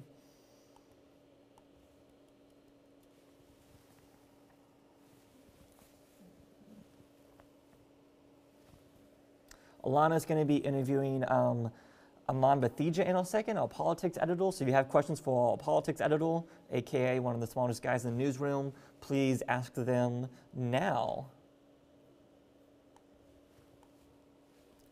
There are so many of you asking so many questions. Thank you so much. Having a lot of fun. Just keep the questions coming in. Again, this is a busy night for us, but this is a fun night for us. We're happy to be here talking to you, and this is really one of my favorite things that we do in this newsroom.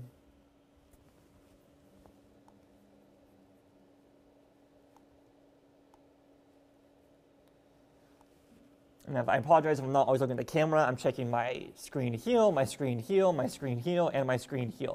So I'm kind of all over the place, trying to get as many people, see as many things as I can at once. Okay, and we are currently switching our homepage to the Democratic primary. So stand by as I refresh that.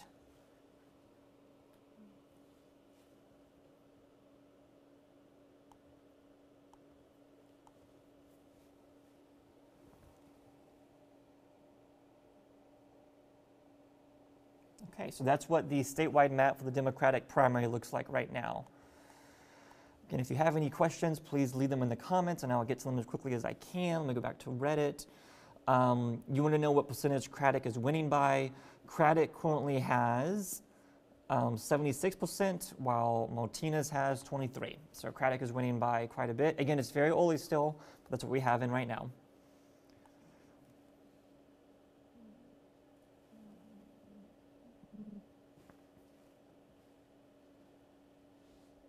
Scott, thank you for listening.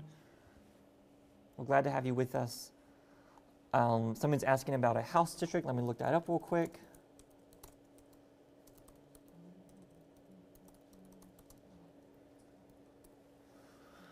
So the incumbent is winning in that House district with 46% of the vote, which is not enough to avoid a runoff. However, it is very, very early. According to we have only 2.2% of precincts are in. So stand by.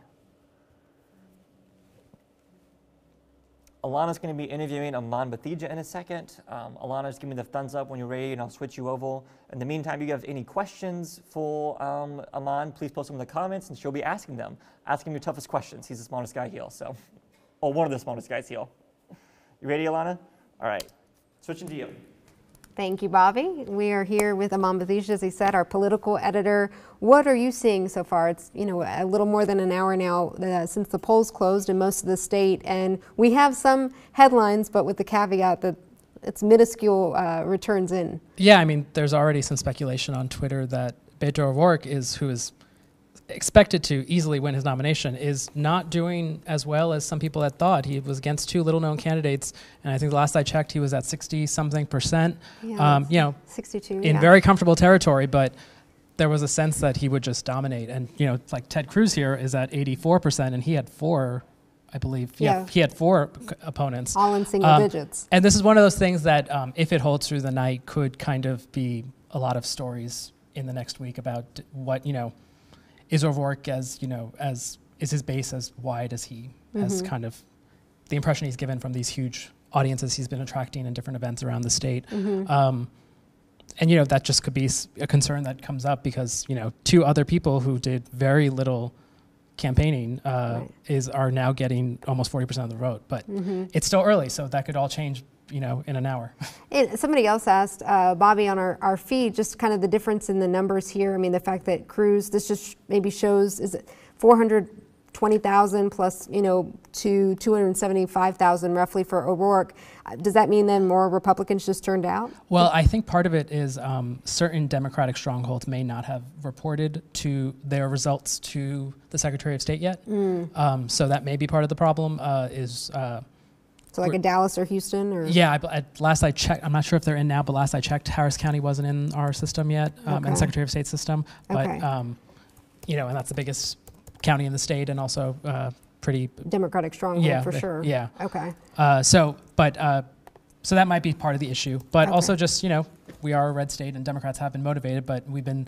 Those results that everyone was talking about, record Democratic turnout and stuff for early voting, that was all based on the 15 counties with the most voters. And everybody else. There's like 200 plus more counties that aren't in that calculation. And often those are the ones that can in those rural areas often do turn out. Our demographics have shown that. Yeah. Just that the older population, maybe in those more rural areas, are the ones who are going to get to the polls every time. Exactly, yeah.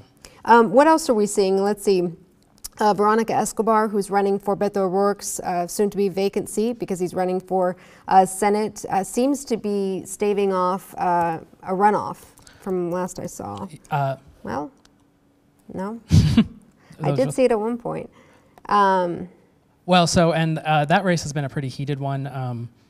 There have been attacks made on Escobar's husband because he's an immigration judge. Right. That is a race that also... just whoever wins that primary is pretty much guaranteed the seat. It's a very Democratic district. I think the expectation was there'd be a runoff with that many candidates, but Escobar may run away with it. And Silvio Garcia here, healthcare executive Tahir Javid, said he would spend whatever he needed to get the seat. And it seems that, Silvio Garcia, state senator who's been the favorite, she ran against Gene Green, 26 years ago and lost. She actually has his backing, seems to be staving off a runoff, but again, it says 0.6% reporting. So to say that she's up by 63% doesn't tell the whole picture, I guess. If that holds, that would be very impressive. That might... that's a Hispanic district. It's one of the most Hispanic districts in the country. And Gene Green, who is white, has held that district for a long time. And he came out strongly for Silvio Garcia. Our own Abby Livingston did a story where she watched them block walk together down a street. Yeah. And she said they looked like an elderly couple because they were just the two of them and there was like campaign people like a block behind them. That may show, in part, Silvio Garcia's kind of name recognition and influence in the community. It may also show the impact of Gene Green's endorsement. If she does win that seat, she will be the first Texas Latina in Congress, which would be a pretty big deal. Okay. And here we're looking at the 3 House races. We've been talking about this all night. We've been covering it the entire election cycle. That Governor Abbott has come out against members of his own party in the House and how they're doing. Again, minuscule reporting as far as the numbers that are in, but Sarah Davis, one of those 3, state representative for District 134, is up. Yes, and that has been the most closely watched of the 3 districts. Governor Abbott has gone after Davis harder and more aggressively than he has against the other 2. Comparing her to Wendy Davis. Comparing her to Wendy Davis, essentially saying she's basically a Democrat, and because the argument was made that that district is very purple, and so the argument had been made by Sarah Davis supporters that if she loses the primary to the more conservative Susanna Dockupil, then Democrats might have a chance to win the seat in November. And Abbott basically implied, we already have a Democrat in the seat, who cares? So he went after her very hard, and you know, he put a lot of political capital into these races, and he's got tens of millions of dollars, and you know, some polls show that he's the most popular elected official statewide. And so if he's on, if these trends hold and he loses 2 out of those 3 seats that he tried to influence, that's kind of a blow to his image. Is it though? I mean, it doesn't hurt him in terms of re-election or popularity necessarily, does it? Well, it you know, in every legislative session, a governor is trying to push his agenda, and but he has to get something through the House and the Senate. If you know, one of those threats that he kind of can put up against members of his own party especially is to say, you know, I'm not going to support you in the next election. If he went this aggressively after 3 members of his own party, first off, that was just kind of seen as a move that governors don't usually do. So he kind of... Because these are people he has to work with. Right, and they're members of his own party. Right. And so to kind of break that mold to begin with is taking a very bold step, and to not actually be able to see through that threat effectively in 2 of 3 races, if the trends hold, you know, that could just weaken him a little bit in the next session when he's faced with that situation again, where he's trying to influence a member who's not doing what he wants. They may feel less He doesn't scared. have that much clout, Yeah. he would seem, potentially. And again, it matters, you know, depends on the district and whatnot, the makeup of that. Well, on the other side, in the Senate, we have seen Lieutenant Governor Dan Patrick at the helm in that chamber come out against State Senator Craig Estes, again, a member of his own party. And it looks like, you know, granted, this is 2% reporting, but Pat Fallon, a state representative looking to move up to the Senate, is beating Craig Estes. By quite a lot. Yeah, 64% to 22%, what we're seeing right now at least. And, you know, third candidate getting 14%. Who didn't actively campaign too much. Right. Craig Carter. I do wonder if that district is multiple counties. Right. And so I do wonder if maybe we're not seeing Estes' stronghold. Right. But, you know, either way, this is not a good sign for Estes. And, you know, for a sitting state senator who's been there quite a long time, that kind of shows Pat Fallon may have been right, that there was kind of an opening, a clear opening there, that voters did not know him or did not he made appreciate it him as enough that as they were thought. absent. Yeah. He was absent in the district, didn't Right. hold town halls. A lot of officials, you know, Estes told us, or rather Fallon told us, that had never met him. So I think that's a big deal as well. What else are you hearing as far as the buzz in the newsroom and what our reporters are keeping tabs on as the political editor? Donna Dukes is a big story. You know, she's in, I believe, 3rd place last we checked. And so there's going to be a runoff, and the incumbent isn't going to make it. That's pretty rare. Yeah, 10%. She has to roughly 40% each for Jose Chito Vela and Cheryl Cole.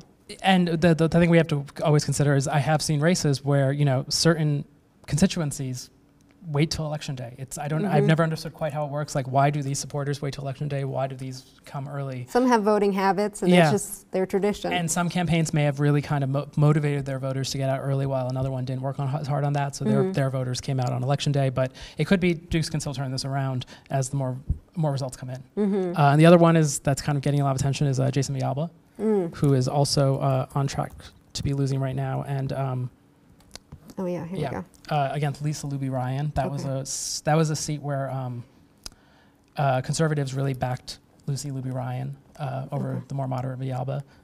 And at least in early voting, she's leading 54 to 46. So that's another race where, you know, kind of it would be interesting if Abbott had gotten involved in that race. Yeah. At least have another win in his column. But you know, that's another race where conservatives were really trying to unseat an incumbent, kind of that they saw as a moderate, or and so just another sign of kind of this GOP civil war we're seeing all around the state. And this one, at least, the conservatives might be poised to kind of at least have a win there. How do you see that district, though, as far as when November comes around? Is the winner of tonight in the Republican primary the shoo-in, or does it seem this John Turner? You know, I don't know enough about John Turner. We haven't really looked at as hard at that side of the race because he was running unopposed. Right. But from what I've heard, it's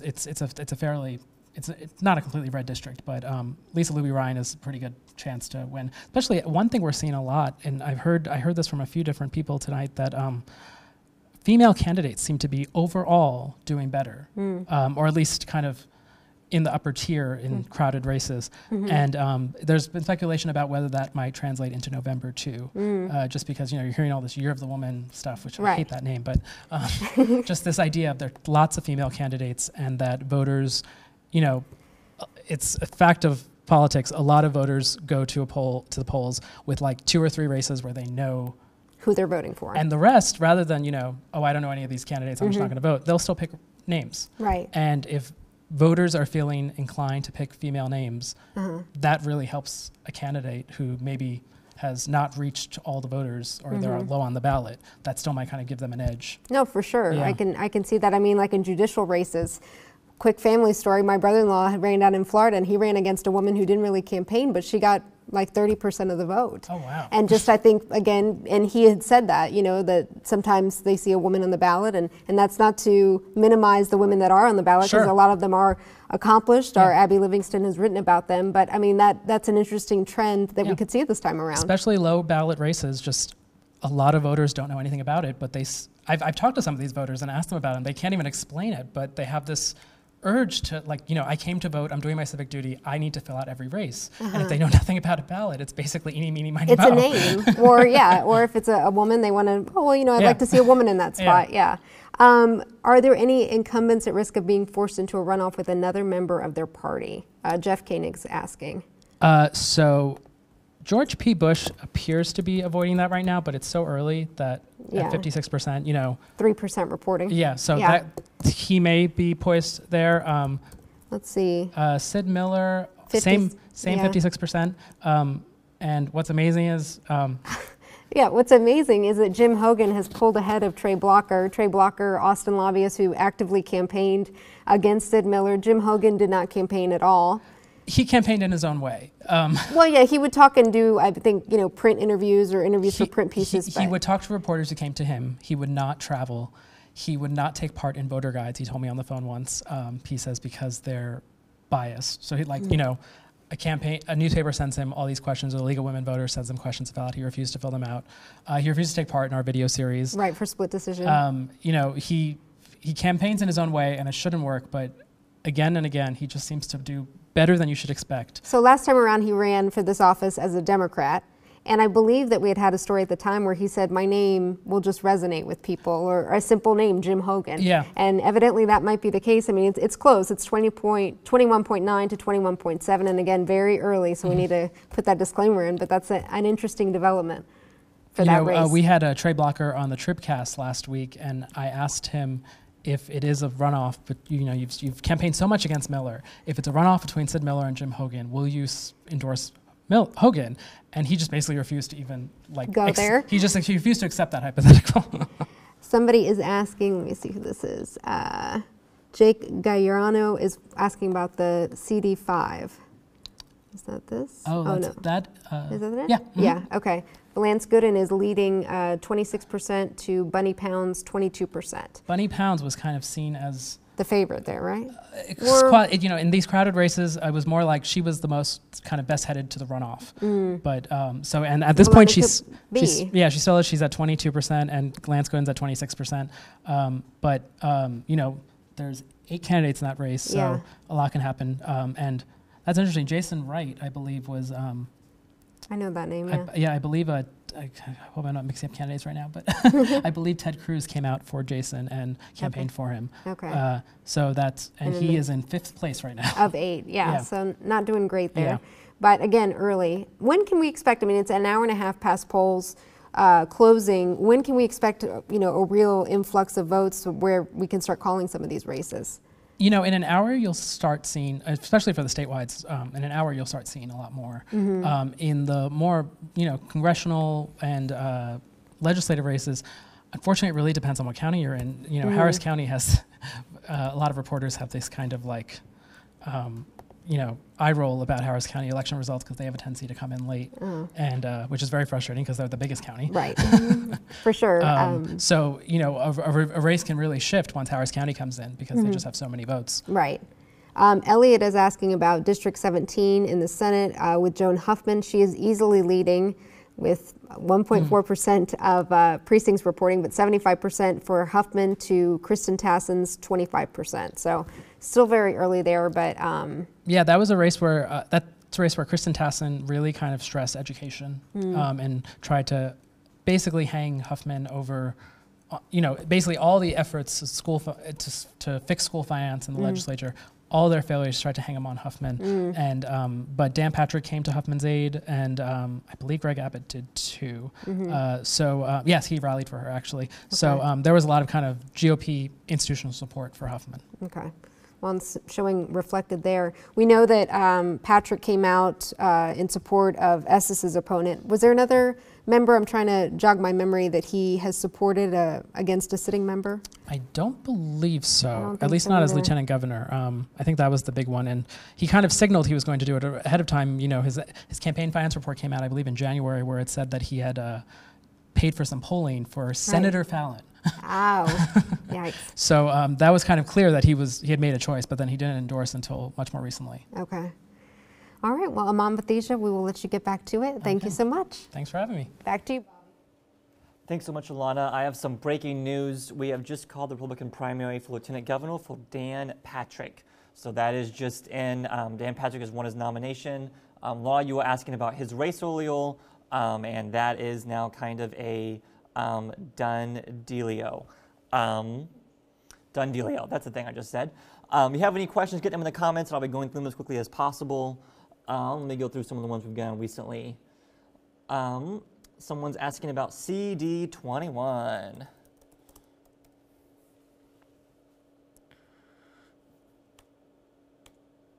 Let's see. You want to know about who in CD21? Isaacs? Jason Isaac has 8.9%. That's not very good, and that means he will likely not be making it to a runoff unless things change drastically, which they always can. Someone's asking about CD22.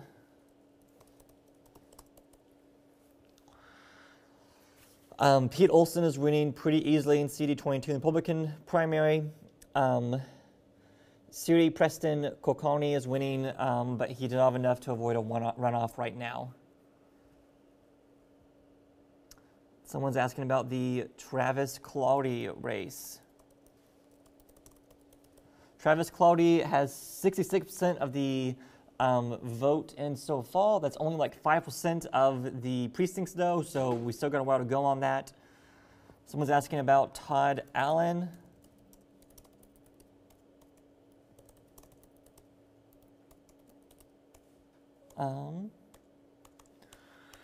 Todd Allen's not doing so hot right now. This is in District 24. He has 19% of the vote so far.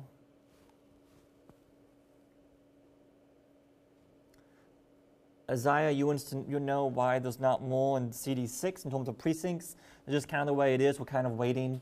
Stay tuned. As soon as we get more, we'll be trying to get them into our data visual on the site to show you what's happening there.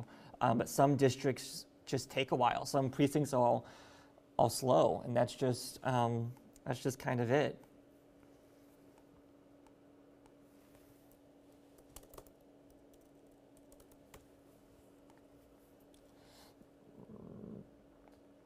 Okay, again, if you have any questions, post them in the comments. Carolina, thank you for watching. We're happy to be covering. This is, to us, is kind of like Christmas. Ross Ramsey actually just yesterday was playing. It's the most wonderful time of the year in his office, so it's quite literally like Christmas to us. We love doing this. Paul, you're asking about Cindy Boquette.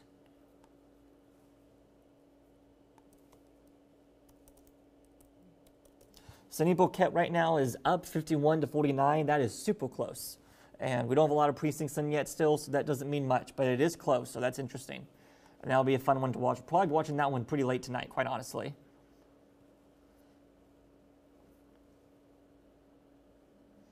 Jared, sorry, I don't have races like the Harris County Republican Party chairman at the tip of my fingers, unfortunately, so I can't answer that question. Somebody's asking about Andrews statewide. Do you mean Andrew White? I'm guessing you mean Andrew White. Andrew White right now has 29% of the vote statewide, according to what we have. That means him and Valdez are likely headed for a runoff, but it's too early for us to call unless I know something I don't know something somebody else does.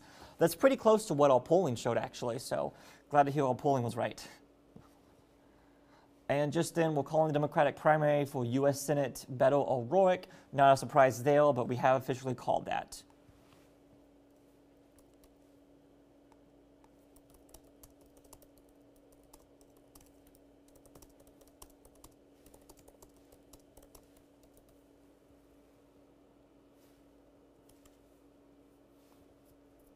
Okay, if you have any questions, let me know. Post them in the comments. I'm getting to as many as I can.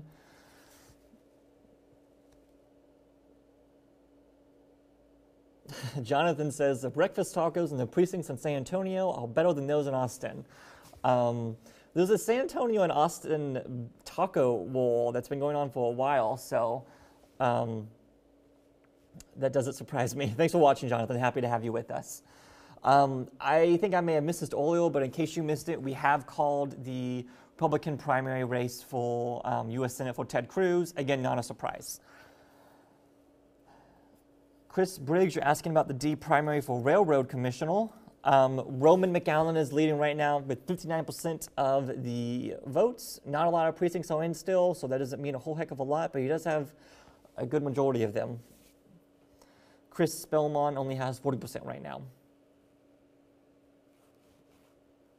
Let me go check Periscope for comments. Sorry, Periscope, I keep forgetting to check you as good as I checking Facebook. I think I've answered all the Periscope questions. If you have questions for me on Periscope, Facebook, leave them in the comments, or you can tweet them at me. My handle is @BobbyC.Blanchard, and I will be trying to be watching all those things. Elliot, you're asking about the Charlie Geren race. Charlie Geren right now is leading over Beau French. Geren has 55% of the vote so far. Beau French has 44% of the vote. That's another one of those interesting primaries we're watching because it's kind of a, Ross Rand would call it one of his hot races, hot list races. So we're watching that one pretty closely.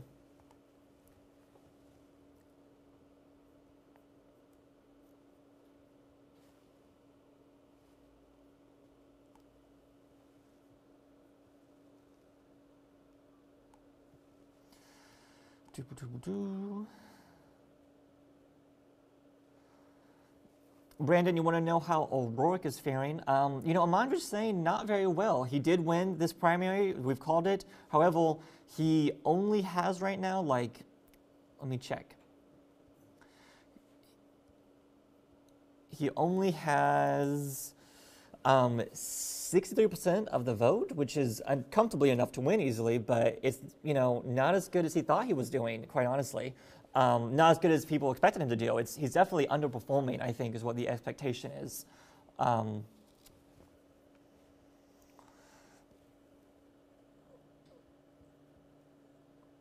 Oh, Philip, you say that Austin has the best breakfast tacos.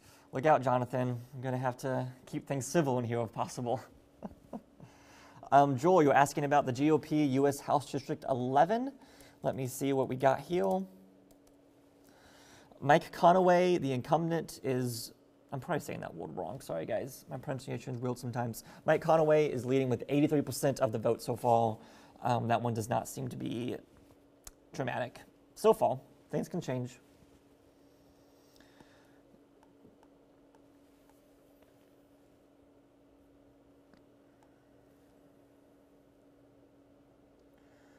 Someone's asking about Laura Mosel and CD7. So that race is fascinating. If you missed it earlier this year, the National Democratic Committee came out against Mosel with some opposition research, basically, and published it. And that got a national firestorm, big attention on that race because of that. Laura Mosel currently is in second place. She has 22% of the vote. Lisa Panhill Fletcher has 31, as in 3-1. We haven't called that one yet. If it were to be over right now, there'd be a runoff between the two of them, but we have not called that one yet. It's still early in the night. According to Alltrackle, just 0.7% of precincts are in, so it's really, really early. That could all change in like 5%, you know, like that could change really fast. Elliot, you're asking if Ken King will be in a runoff. Let me check for you. We haven't called that race yet, I don't believe, so I don't know for sure, but I can answer, show you kind of what the percentages are looking and how it's headed. So Ken King currently has 47% of the vote. If he does not crack 50% plus 1 vote, he will be in a runoff. And there are 10% of the precincts reported in there, so that ain't no small potatoes.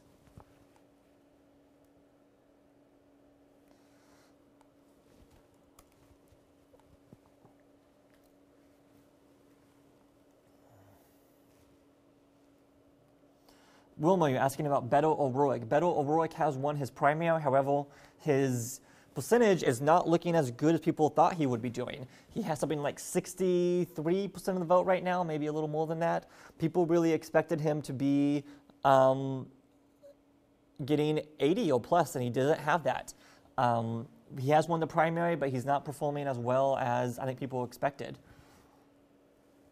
Michael, David, you're asking about the D primary and CD 22.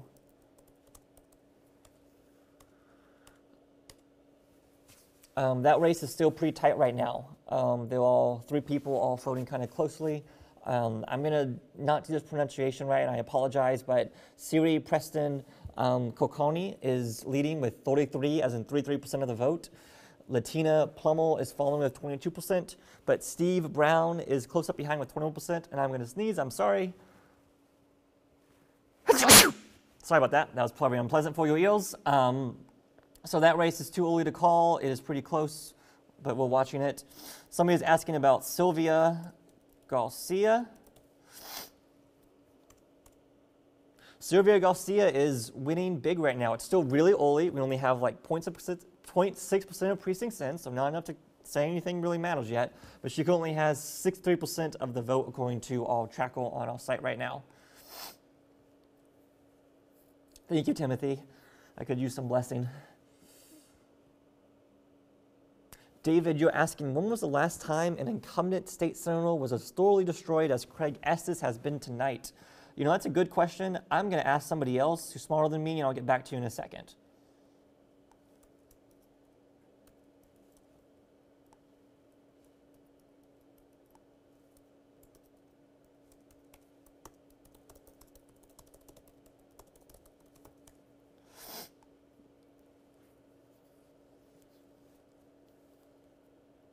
Hey, Martini, that's a good point. We're still missing a lot of precincts. Beto O'Rourke's vote percentage could definitely go up. It is, I want to emphasize, it is super, super early. It is really, really early still. We will know a lot more soon. You know, take everything I'm saying right now with the fact that we don't have anywhere close to all the results in yet. So, you know, that's important to keep in mind.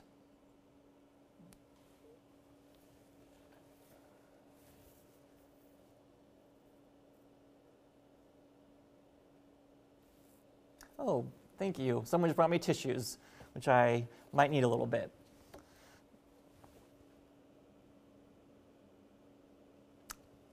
Jennifer, you're asking about Giovanni, and I'm assuming you're asking about the House District 98. He is leading with 62% of the vote right now. It's early. 1.8% of precincts are in according to this tracker, so it is super duper early.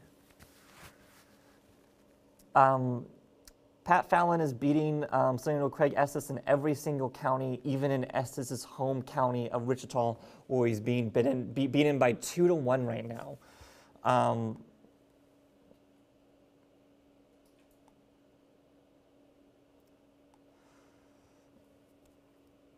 So Aman Bathija tells me the last time a state senator was being beaten this badly was maybe Kim Brimmel, but that was in the general. We're going to check on the last time that was in a primary, but we'll get back to you soon. But I guess that's one way to say it has been a while. If anyone has, though, a more updated answer, let me know.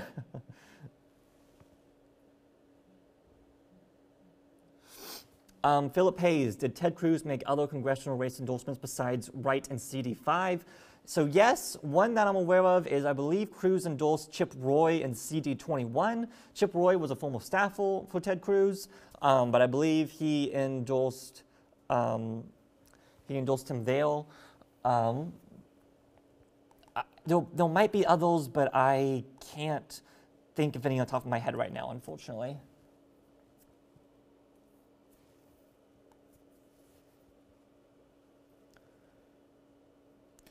So someone's asking about Lamar Smith's district, which is CD21.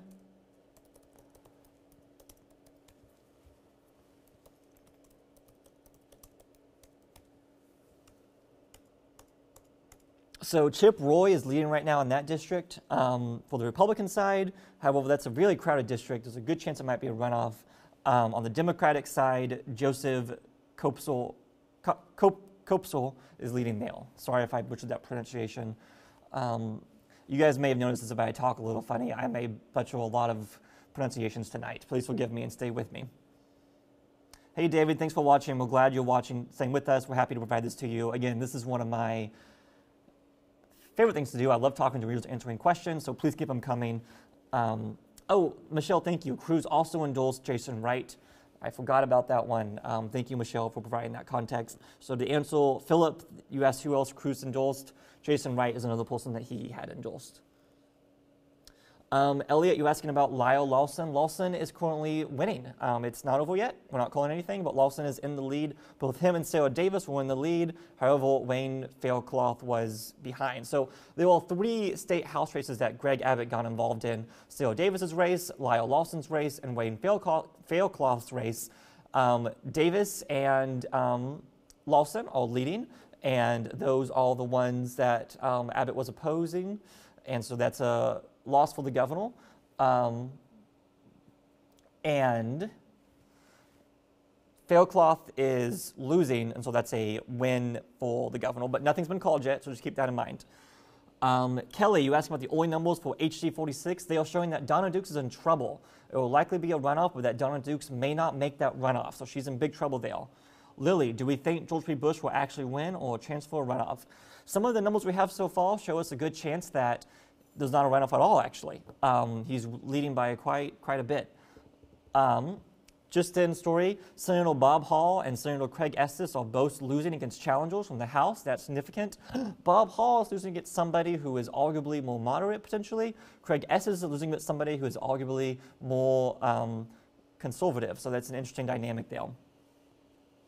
There's some, I think probably both those people would tell me that they are the most conservative, so keep that in mind. Everybody likes to say they are the most conservative for the most part, except maybe State Rep Sarah Davis.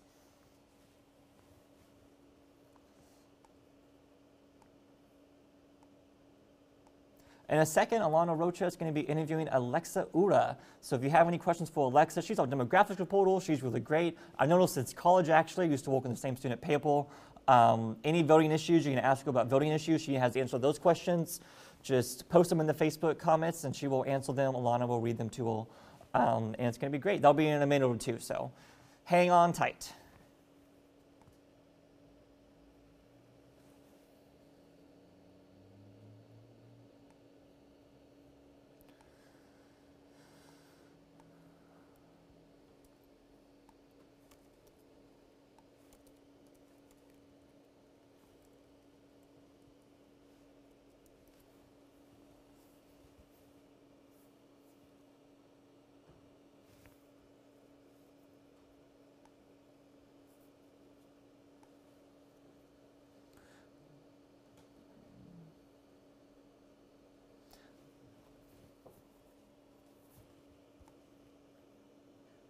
Someone messaged me, I'm trying to understand if Beto can actually beat Ted Cruz, and they can't find that analysis on our website.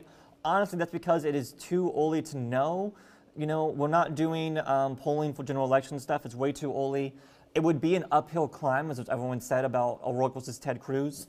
So keep that in mind. It would be a really, really uphill climb. Hope that answers your question, person who just privately messaged me. Alana, give me the thumbs up when you're ready, and I'll switch things over to you and Alexa. It's going to be another minute or two, so y'all hang tight. All right, I'm going to flip it over to Alana and Alexa Ura right now. Thank you, Bobby. As he mentioned, I am joined by Alexa Ura, my colleague here at the Texas Tribune, who covers a lot of issues, a lot of always hot button issues, but demographics and voting issues. I guess first, are you hearing of any voting issues or problems that voters are experiencing across the state? You know, nothing on sort of the voter ID front, which has been one of the issues that has come up in previous elections as the state went through litigation or defending that law against folks who thought that it violated the voting rights of people of color. The rules this time around are fairly similar to the rules last time around, and so we haven't heard about major issues issues on that front. We did hear about a couple of delayed openings in Harris County where they had technological issues, is what we've been told. And so there were some polling sites that were delayed for at least an hour and a half, including Sylvia Garcia, state senator who's running for Congress.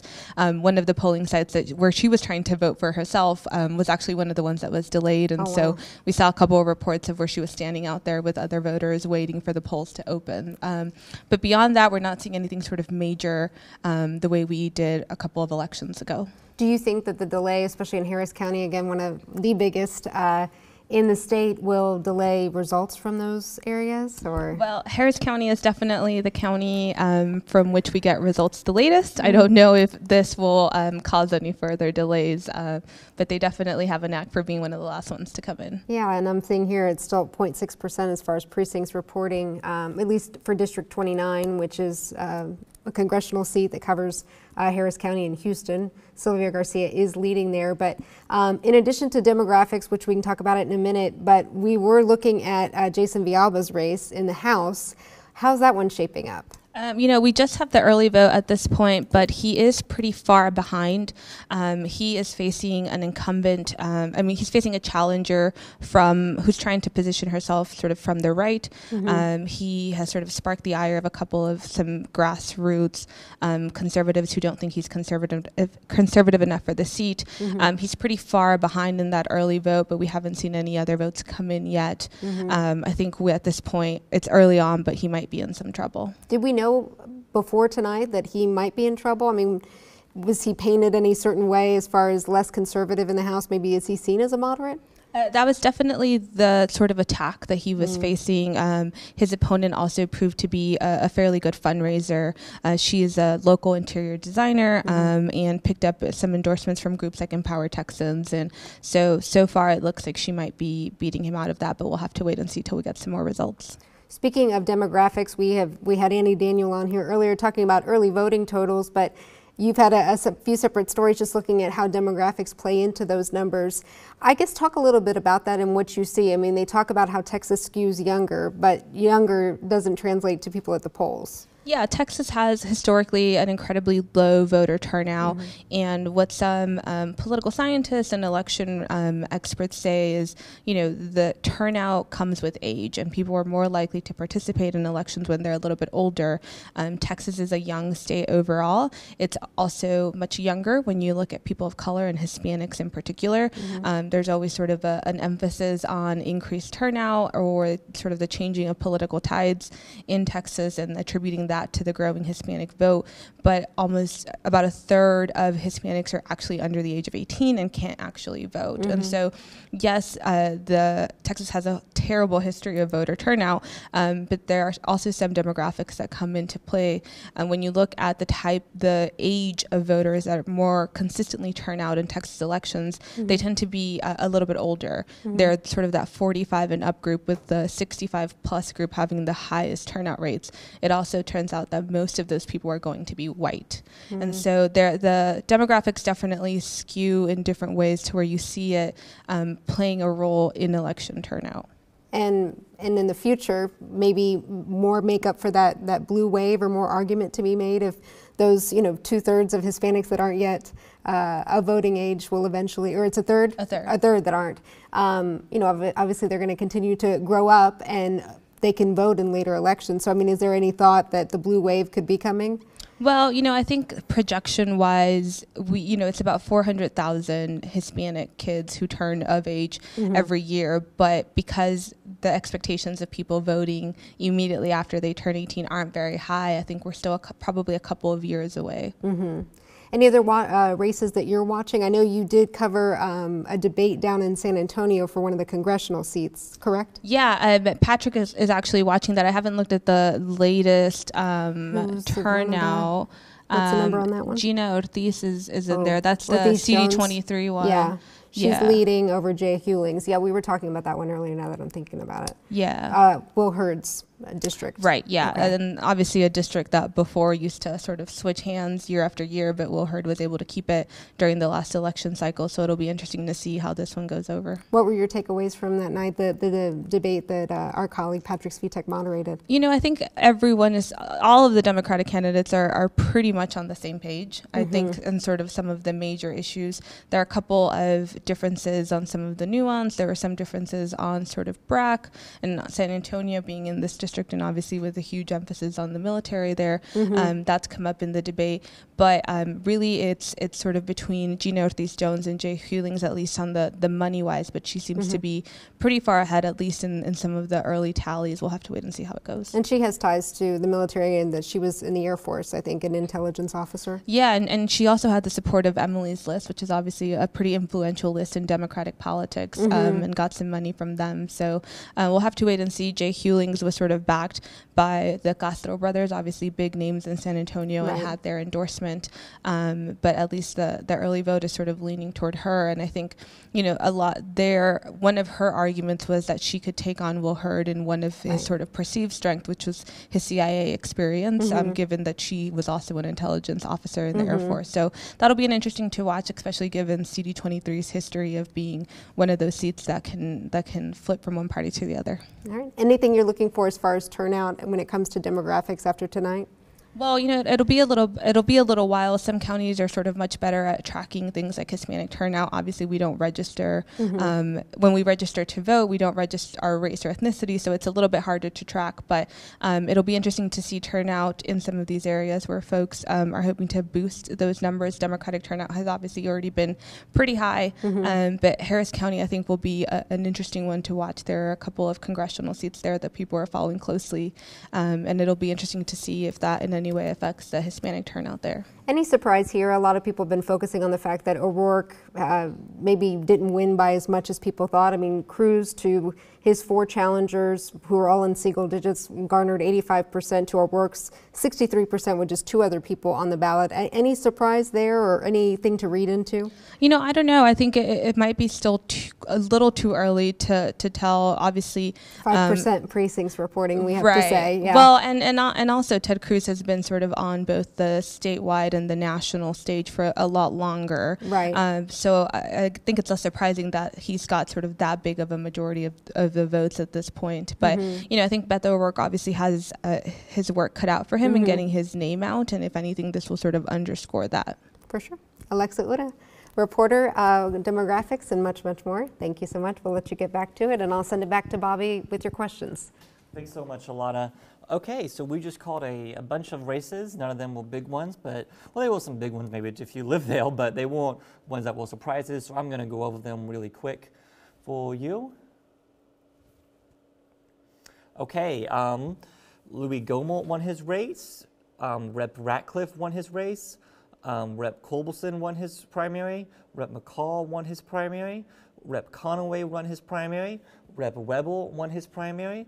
Rep. Olson won his primary. Rep. Hold won his primary. Rep. Marchant won his primary. Rep. Burgess won his primary. Rep. Carter won his primary. And Rep. Sessions all advanced. They've all won their primaries. If you have any new questions, please post them in the comments, and I'll get to them as quickly as I can.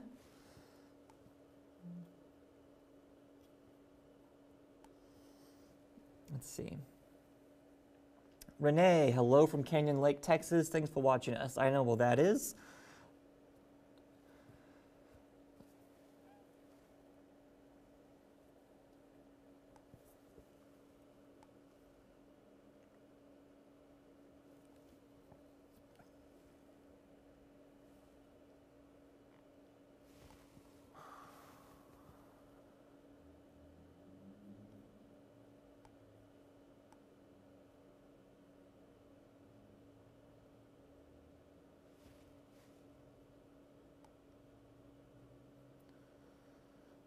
Okay, somebody asked us on Twitter, Albert, you asked us what happened in TX 32.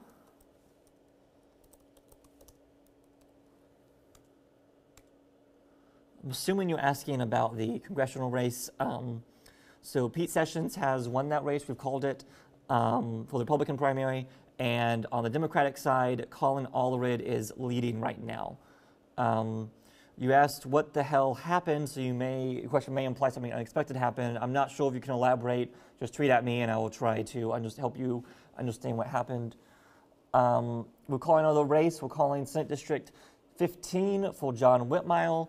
Not a huge surprise probably for people. Evan Smith is tweeting some frustrations. If we can put a man on the moon, why can't we have faster election returns? Believe me, I agree with you, Evan Smith. That's our CEO, Evan Smith. I wish we could have faster returns too. We're waiting on pins and needles. We've been live for now 2 hours, which is kind of incredible to think about. Thank you so much for joining us and asking us so many questions. There are so many of you here watching with us and asking us questions. Really appreciate having you with us. We're going to keep going now for a while. But again, thanks for joining us. I can't believe I've been live for 2 hours already. This time just flies by when I'm doing this. It's so much fun. Jorge, you're asking any prediction on Faircloth's race. So that's one of the races that Greg Abbott has entered into to back a challenger. Faircloth is actually one of the incumbents that are doing poorly right now and may not survive the night. I can't predict anything. I don't have a crystal ball, and I can't call any races. But it's important to keep that in mind. Hope that answers your question. Pat, you're asking about Blockle. So Trey Blockle is not doing so hot. There's a good chance, I think, that Sid Miller avoids a runoff entirely. Right now, he has 56% of the vote, which is significant.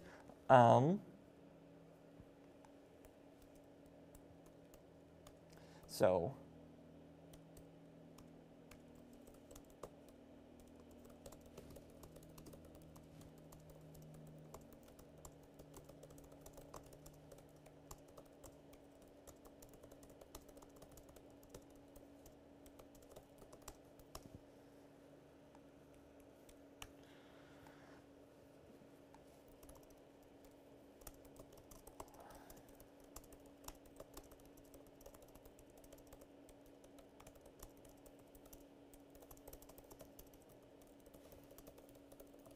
sorry, I'm multitasking. I have to do my other parts of my job too still.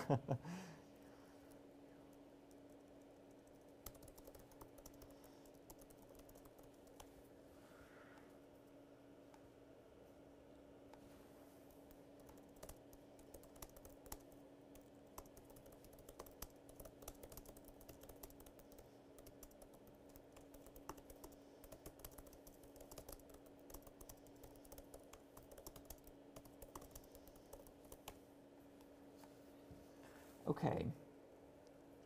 Any more questions for me? Let me know now. Post them in the comments. Lily, you're asking, am I getting the day off tomorrow? No, because tomorrow we have to write about everything that happened tonight. I'll be taking a day off at some point in the future, I promise you. But not tomorrow. We got a live Tribcast that I'm helping, and I'm really excited for that. I hope you watch our live Tribcast tomorrow morning. Tribcast is maybe my favorite thing we do here. It's such an awesome podcast. We're doing a live one in the morning. You can watch it in person or online. So please come and tune in and watch that. I promise you, Lily, I will take care of myself later. John, you want to run down Republican winners? I can do that real quick for you. Let me get a quick list going for you. So we've called quite a few races tonight.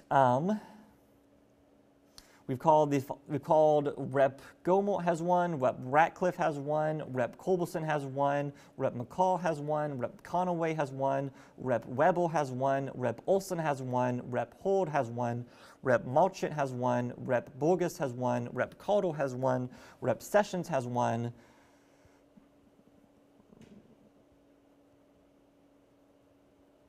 Let's see, what else? Senator Cruz has one, Governor Abbott has one.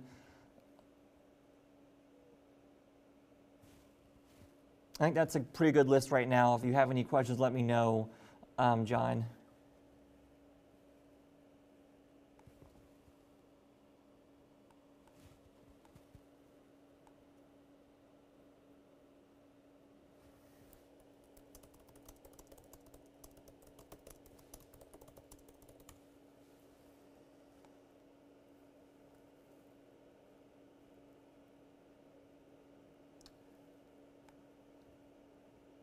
Eldon for lieutenant governor for Republican. We've already called Dan Patrick. He has one.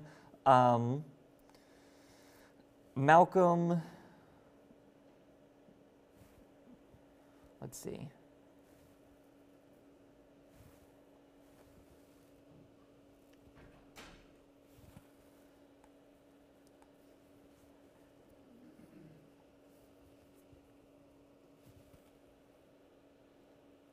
Oh, okay, I see your question now. Somebody raised $1 million. He probably won't make the runoff. Hashtag, how is that possible? You know, honestly, I can't believe I'm saying this, but $1 million is not a lot of money in some of these races. I think in one race in the Houston area, Kathleen Wall has spent like $6 million of her own money. So, you know, money isn't everything. We saw that in the presidential election last time. Hillary Clinton raised a lot more money than Donald Trump, and yet she lost. Money is important in politics. It means a lot, but it is not everything. Let me emphasize that. Money is not everything. It matters. It is, you know, you cannot look at how much money people have and based solely on that predict who's going to win. If we could, it would be much easier. And we wouldn't be doing this. There could be no drama behind it, but there is some drama, and that means that money is not everything. Or the fact that money is not everything means there is some drama. If you have any questions, just let me know, post them. Let me see. I'm using questions on Periscope. Let me go through them right now. Sorry, guys. Nick, you're asking, how did Valdez fundraising compare to White? I believe Andrew White had raised a little bit more than Valdez did. I don't have the exact numbers on my hands, but if I recall, he had raised more money, which gets at my point. Money is not everything. Someone's asking, any surprise or unexpected upsets?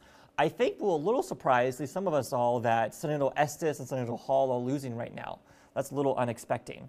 Rio, you asked about the lieutenant governor's race. We've already called the Republican lieutenant governor's race. Dan Patrick has won that one. I don't believe we've called the Democratic one yet.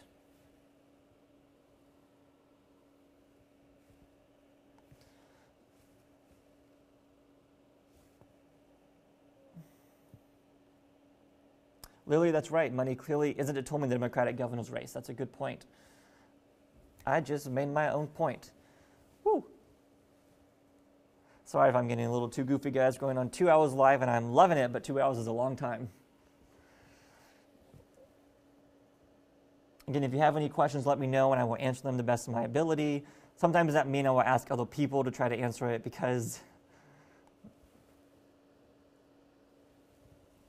let's be honest, other people in this newsroom are smarter than me.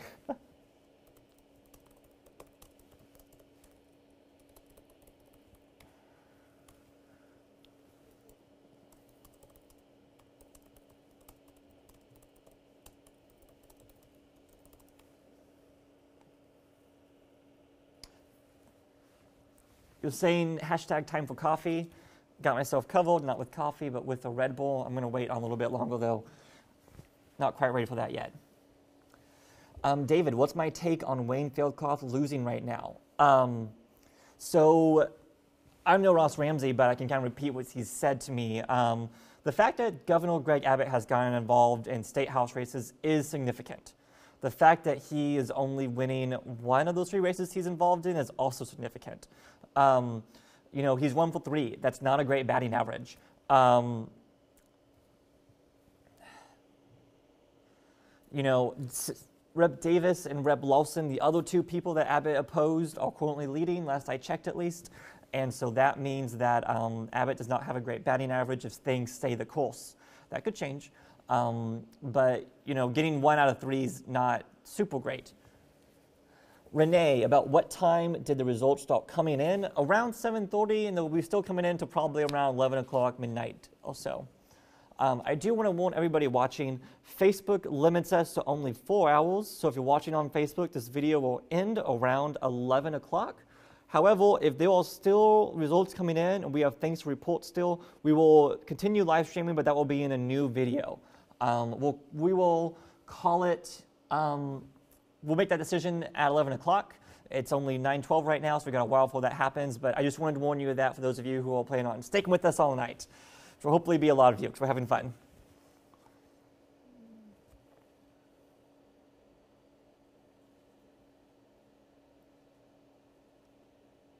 Nick, you're asking, will Mulfey be making any endorsements for the runoff? I'm not sure who you're talking about. We're asking this in Periscope right now. Wait, are you asking about, if you're asking about my dog, no. If you're asking about somebody else, please clarify.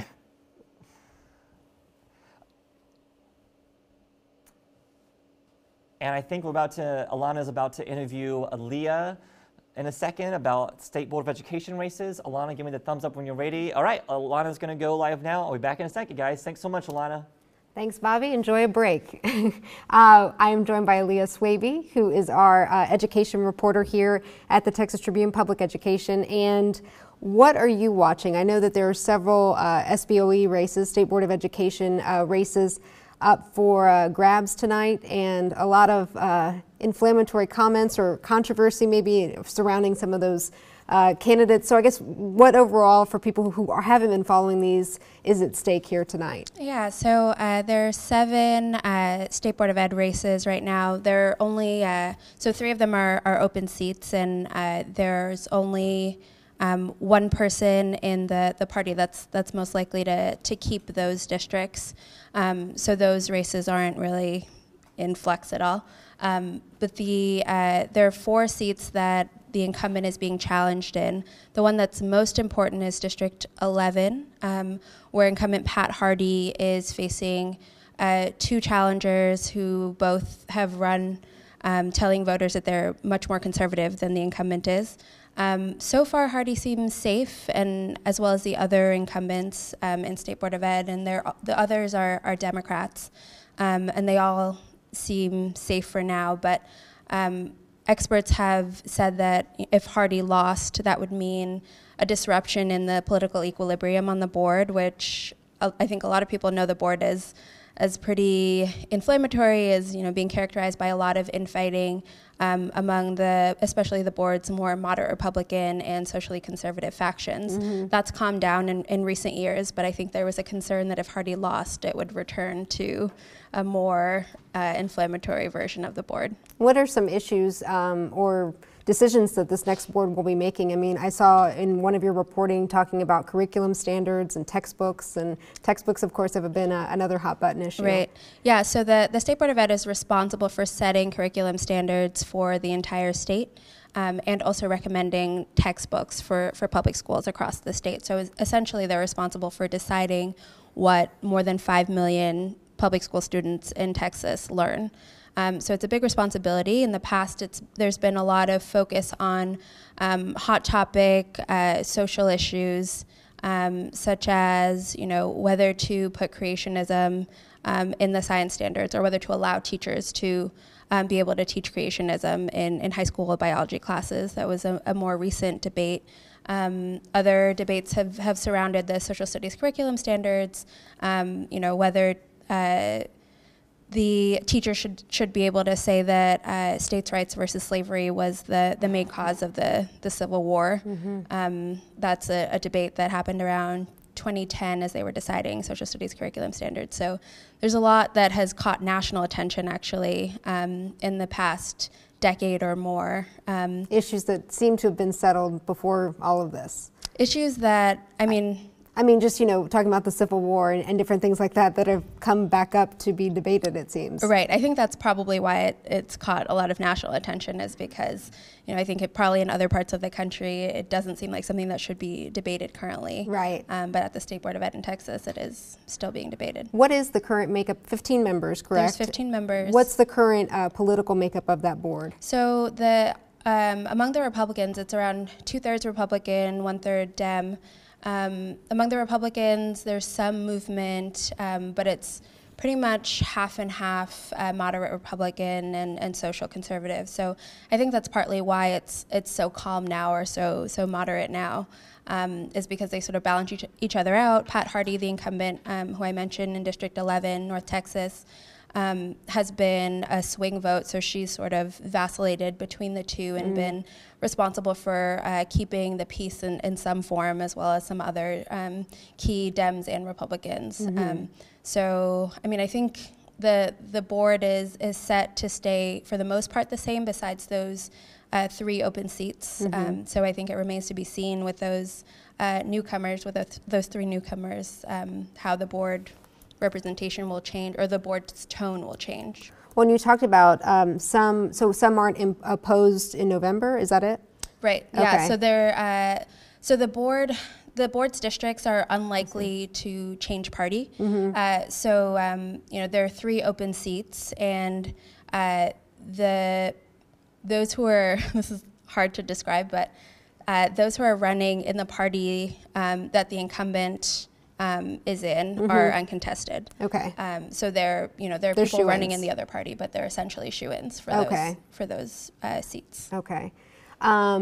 Are you surprised about anything you've seen so far as from these campaigns and the different issues or what the different candidates are running on? I think that the State Board of Ed is known for having more controversial elections. I think this year has probably been tamer than past years, but there is one candidate who opposed Pat Hardy, named Cheryl Serber, who has called herself the Donald Trump of the Texas State Board of Ed candidates. I saw that, yeah. And she is definitely more conservative than the incumbent, but also I think part of the reason why she's sort of drawn some attention is because she has a lot of extreme posts on her personal Facebook page and on her campaign Facebook page.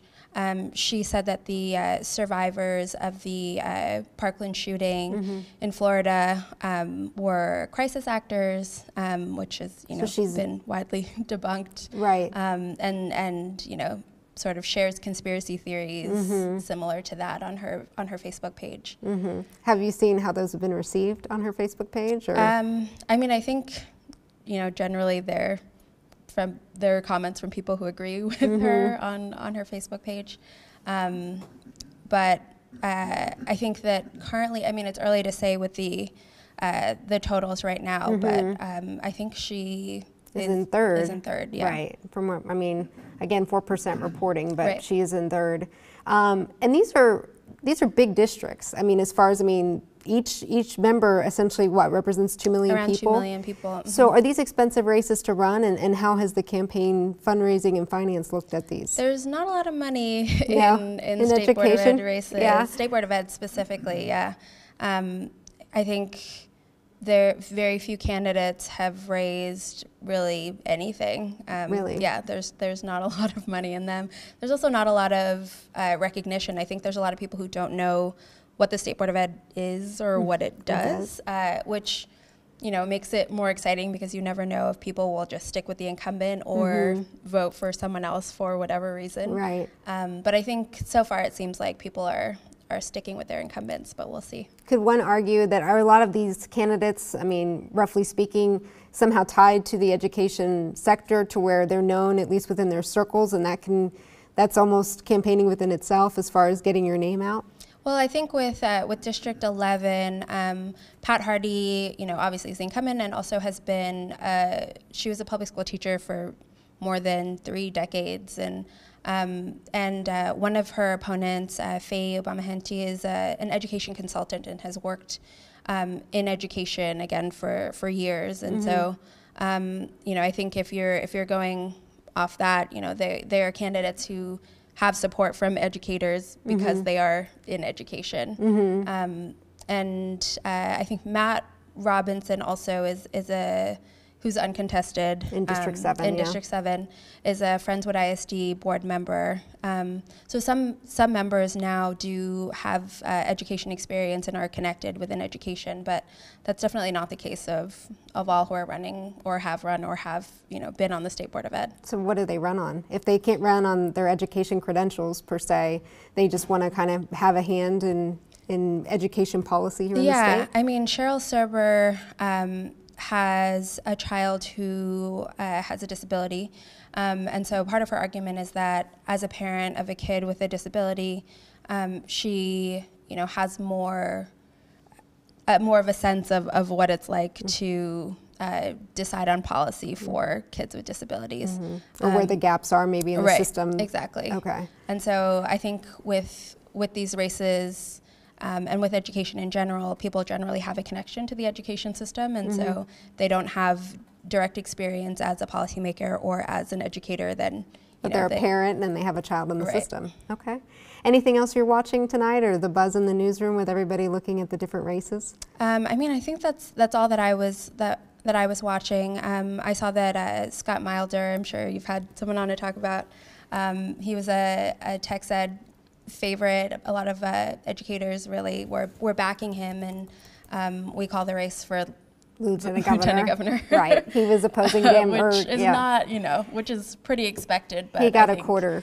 Well, again, not everybody reporting, but he's 25% to the incumbents, 75%. So, yeah, he definitely had a name ID, I think, but not as great as Dan Patrick as the incumbent. So the incumbent has that power. Definitely expected, but one that was interesting to watch as it was unfolding. There was a lot of buzz among people that I talk to regularly about circles Scott Milder. You go in on Twitter and everything. Yeah. Okay. Well, great. Aaliyah Swaby, thank you so much. Education reporter. Sending it back to Bobby at the social media desk. Thanks so much, Alana. I really appreciate it. The State Board of Education race is always fascinating for those reasons Aaliyah outlined. And so thanks for talking to us about that, Aaliyah. I've also want to say thank you to Christina, a multimedia fellow who brought me some waddle that I desperately needed. That's definitely not her job, but she saved my life doing that. So thank you so much to Hole.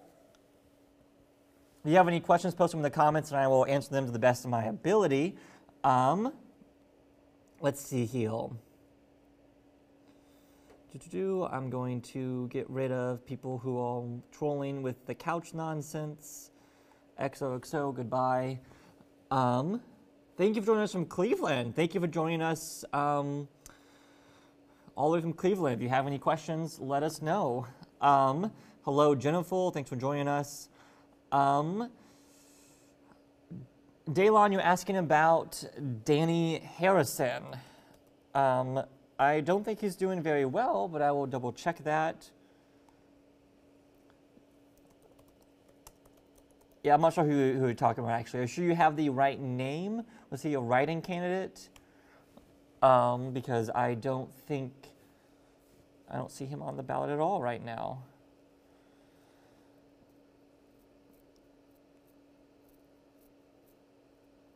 Yep, sorry, I don't think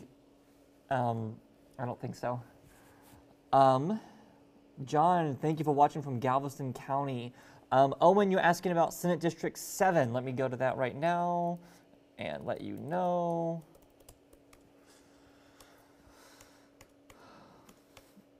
Are you asking about Texas Senate District 7? Because I don't think there's really a contest there. Yeah, there are no challengers in that district. Both people are running unopposed. And if you're asking about Texas Senate District 7, so let me know if you ask about something different. Chris, you're asking about Congressional District 5. So Lance Gooden is winning right now, followed by Bunny Pounds. We currently have 17% of precincts in, so it's still pretty early. So we'll see. A small update, Senator Kel Seliger is above 52% in his three-way GOP primary. If that holds, he'll avoid a runoff. That's a big if. John, you want us to flip the graphic to the wall race. I don't know if I can do that right now, but let me just look at that real quick. I can tell you how it's going. So in the wall race, Kathleen Wall, who spent like $6 million of her own dollars, I think, has 27% of the results of the turnout so far. That is second place to Kevin Roberts, who almost has 40%. We don't have a map of that, so I can't show you a map, but I can give you those percentages. Sorry about that, John.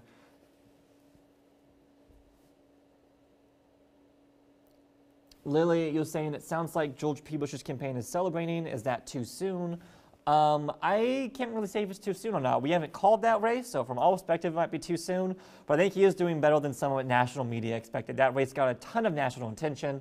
So because of that, I think there's a chance that, they're celebrating that it seems to be doing better than what a lot of people expected. Thomas, watching from Australia. Thanks for watching from Australia, Thomas. Glad to have you with us. We're going to have Emily Ramshaw, our editor-in-chief, talking with Alana in a second, I believe. Oh, she's going to join me, actually. Okay, that sounds great. So if you have any questions, For Emily, please post them in the comments.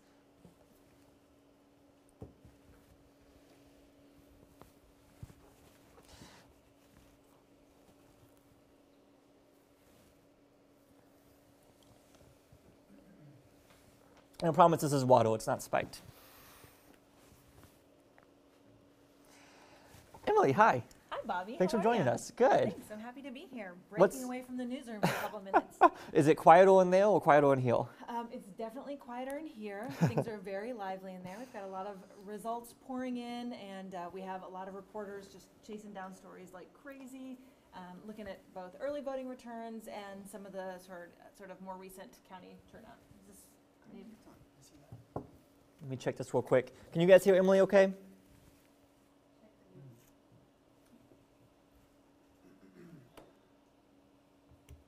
If you have any questions for Emily, please post them in the comments. Emily, can you say hi real quick? Hello, can you hear me?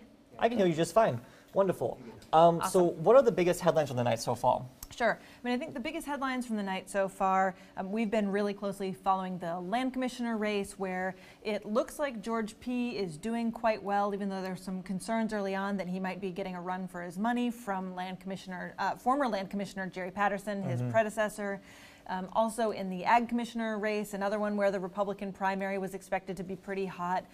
Sid Miller, the current ag commissioner, also appears to be pretty far out ahead. Again, a lot of these numbers are still pretty early based on early voting returns, but they are indicative of what the night could have in store. I mean, these trends tend to hold decently sometimes, right? I think a lot of the time early voting trends continue to hold throughout the night, although again, we are seeing in some cases that some huge counties are very slowly turning in their returns, counties like Harris County. We are also seeing in the Democratic gubernatorial primary that Lupe Valdez appears to be running away with it. Again, there are some thoughts that it might be tighter than it is. There's a pretty decent margin in that race. And then one interesting race is obviously the U.S. Senate primary. Obviously, everyone expected Beto O'Rourke to win. We have called that race for O'Rourke. But after early voting returns and some returns that were coming in a little after early voting, he was only at sort of 62 or 63% of the vote, which is actually pretty interesting given how aggressively he's been campaigning around the state. Would you call that a disappointment for him? I think when he looks at these numbers, when all is said and done, he's going to think that his work is still cut out for him. Now, it's important to note that, primaries, name ID is still relatively low. There is another candidate in the race who has a Hispanic surname, and in a lot of counties along the border, that candidate appears to be performing relatively well compared to Beto, who, obviously his first name, not his last name, sounds Hispanic. But so we'll see where those numbers end up being at the end of the night. But I think, it shows that there's some room where he can grow. So Philip is asking about my favorite question of the night so far. How are the races shaping up where the governor didn't support the incumbents? So Sarah Davis, Lyle Lawson, Wayne Philcloth, what are the headlines out of those races? The headline so far is that in 2 of those 3 races, the incumbent is ahead, and ahead by a decent margin. So in 2 of the races that Greg Abbott was working against the incumbent actually is the one in the lead. So I think, and again, in the 3rd one, it was too close to call at this point. But I think it's going to be really interesting at the end of this if, 2 out of 3 or 3 of these candidates that the governor opposed actually end up holding onto their seats. Now, they still have to make it through the general election, but if they hold onto their seats, that's going to be, raise some questions about how big of a role the governor was really able to play in those races. And even if Philcloth loses, 1 out of 3 is not a great batting average, is it? It's not a great batting average, no. But I think I don't know nothing about baseball, so. But these candidates have really entrenched constituencies, and people know them really well. And so I think it's an uphill battle anytime you're going against an incumbent. Which actually brings me to another interesting House race, and that's Donna Dukes' race, her Democratic primary for re-election in Austin. She, as of last count, had about 11% of the vote. So that's pretty astonishingly low for any incumbent. And is it looking that's going to be a runoff between the two challengers, or do you think someone will take that race without going to a runoff tonight? There will almost certainly be a runoff, and the 2 leading candidates in that race both had about 35% of the vote last time that I checked. Okay. You need over 50% to avoid a runoff. 50% plus 1 vote, right? Right, exactly. If you have any questions, let us know. Marty wants to know about CD21. That's the district that has 18 Republicans running the primary. Where's that headed? It's been a while since I checked in on that. There will definitely be a runoff. It looks like Chip Roy and Negley, the last time I checked, were the top 2 vote getters in that particular race. So that one had, again, 18 Republican candidates, all but certain to go to a runoff on the Republican side and almost certainly on the Democratic side too. So many of these congressional races this time around just have an extraordinary number of candidates. 8 open congressional seats this time around, which That's meant a lot of interest in those seats. Now, Chip Roy is a former Cruz staffer, so he had the Cruz endorsement. The other candidate you mentioned, was he the one who called himself a terrorist central? Oh gosh, it's so hard to There's say so that. many of them that I can't. There've been all of these Republican candidate forums where you've listened to 18 of these folks, but there are a whole variety of different sort of support systems in that district, and people, somebody with the backing of Karl Rove, somebody who called himself sort of the next Donald Trump. So it's been an interesting lineup for sure. You can find out details about that race. We have actually a story up on our website right now about it. Fantastic. Is there anything I didn't ask you about you want to add? Anything we're not touching on right now? Oh gosh, just so that, much. There's a lot. I mean, just that there's a lot still out there tonight. I mean, we're looking at the clock and it's 9:30, and I feel like in a lot of these races we still only see early voting totals. So there is a lot of night left, and for many of us it's going to be an early morning tomorrow too. We hope that you join us either in person or on our live stream tomorrow morning at 8 a.m. for our live edition of the Tribcast, where we'll deconstruct the Texas primary. That's not even 12 hours from now. So hopefully we'll have some answers by then. You just made my heart drop. Catherine, anything about State Board of Education results that you know of so far? We just had Leon to talk about this, so if you don't, that's okay. Yep, I don't know too many details about that, but I know that our reporter Alana just had an interview with Aaliyah on air, and I think we have the first round of stories up about that too. Okay, so check our website for more on that, Catherine. Yep. And I think that's it for now. So how should people follow this for this in the night and want more updates? Sure. Well, we have live returns, again, continuing to come in.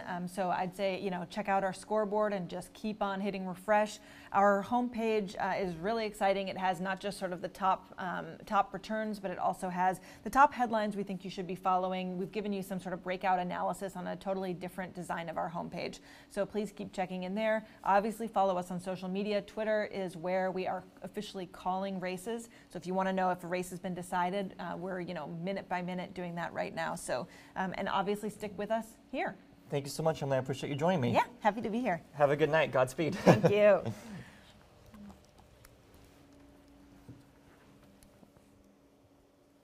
All right, if you guys have questions, please keep posting them in the comments. John, you want an update on poll reporting? Let me give that to you right now real quick.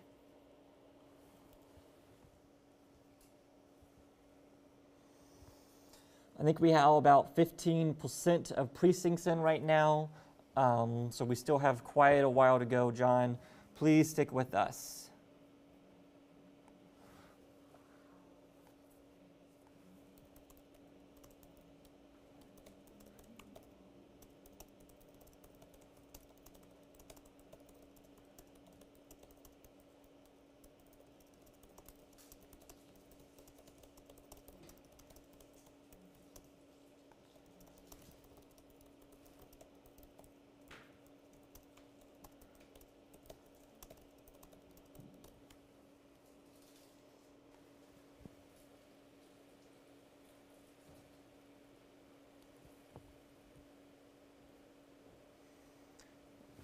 Jay Root, what are you doing in the comics? You probably know better than me. Let me check for you though, Jay. So Jay, you're asking about District 37. It's a House district. Rene Oliveira, he is leading right now with 46% of the vote, which is interesting. Does that mean right now he does not have enough to avoid a runoff? But we'll see what happens. Thanks for coming, Jay. Thanks for asking. Malcolm, you're asking about Roman McCallan's numbers.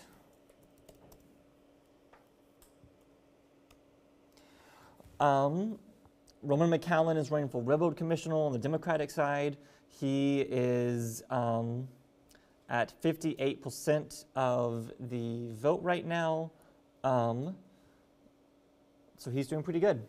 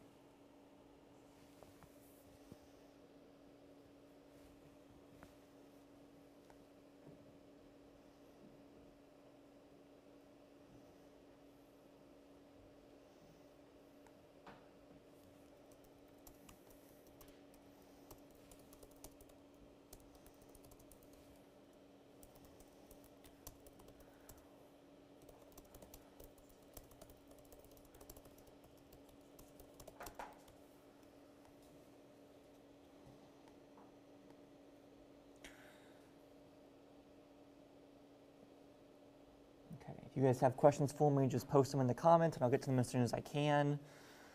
Whew.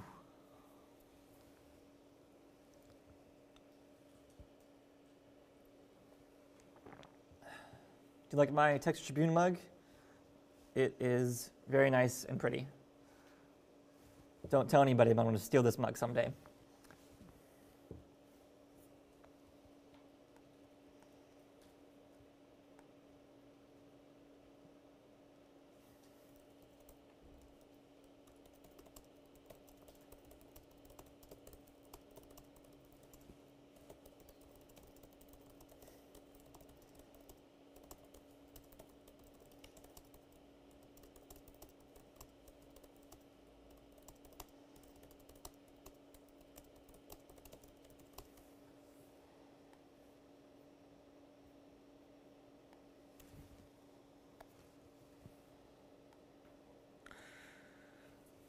All right, let me go through these Periscope comments. I don't see many questions right now, but if you have any questions in Periscope, please let me know.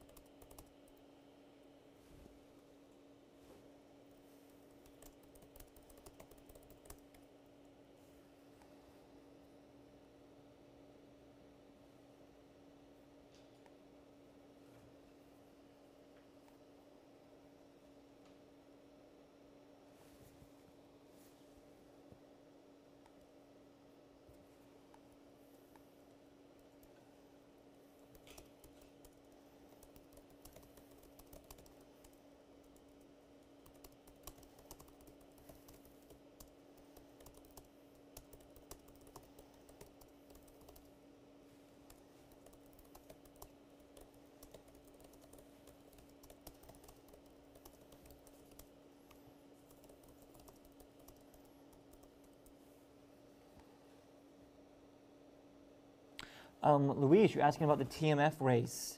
Let me check real quick. That's a good question. I'm wondering about that myself, actually. So Trey Martinez-Fishel, who was a previous state House member who left a while ago, has 52% of the vote.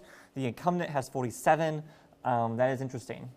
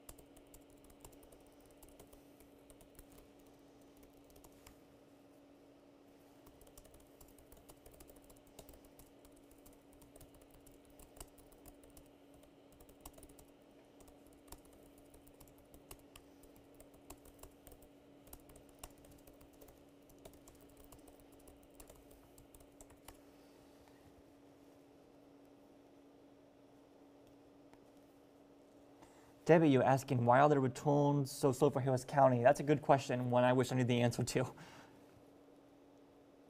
Joey, you're asking, is O'Rourke underperforming going to be the biggest national story out of this primary outside of dim turnout?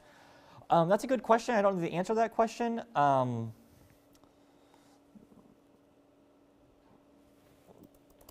That is a good question, and I don't know the answer to that question. However, that is definitely a true fact. O'Rourke has been underperforming in the Democratic primary tonight. People kind of expected him to break 80%. He hasn't done that.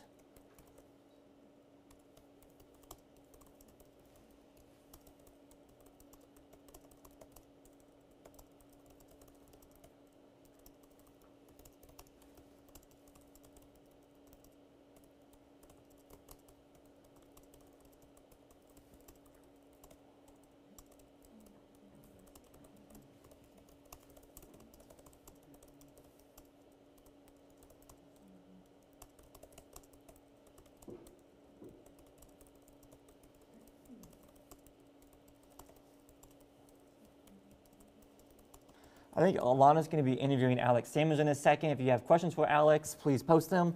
Alana, give me the thumbs up when you're ready. All right, we're going to Alana right now.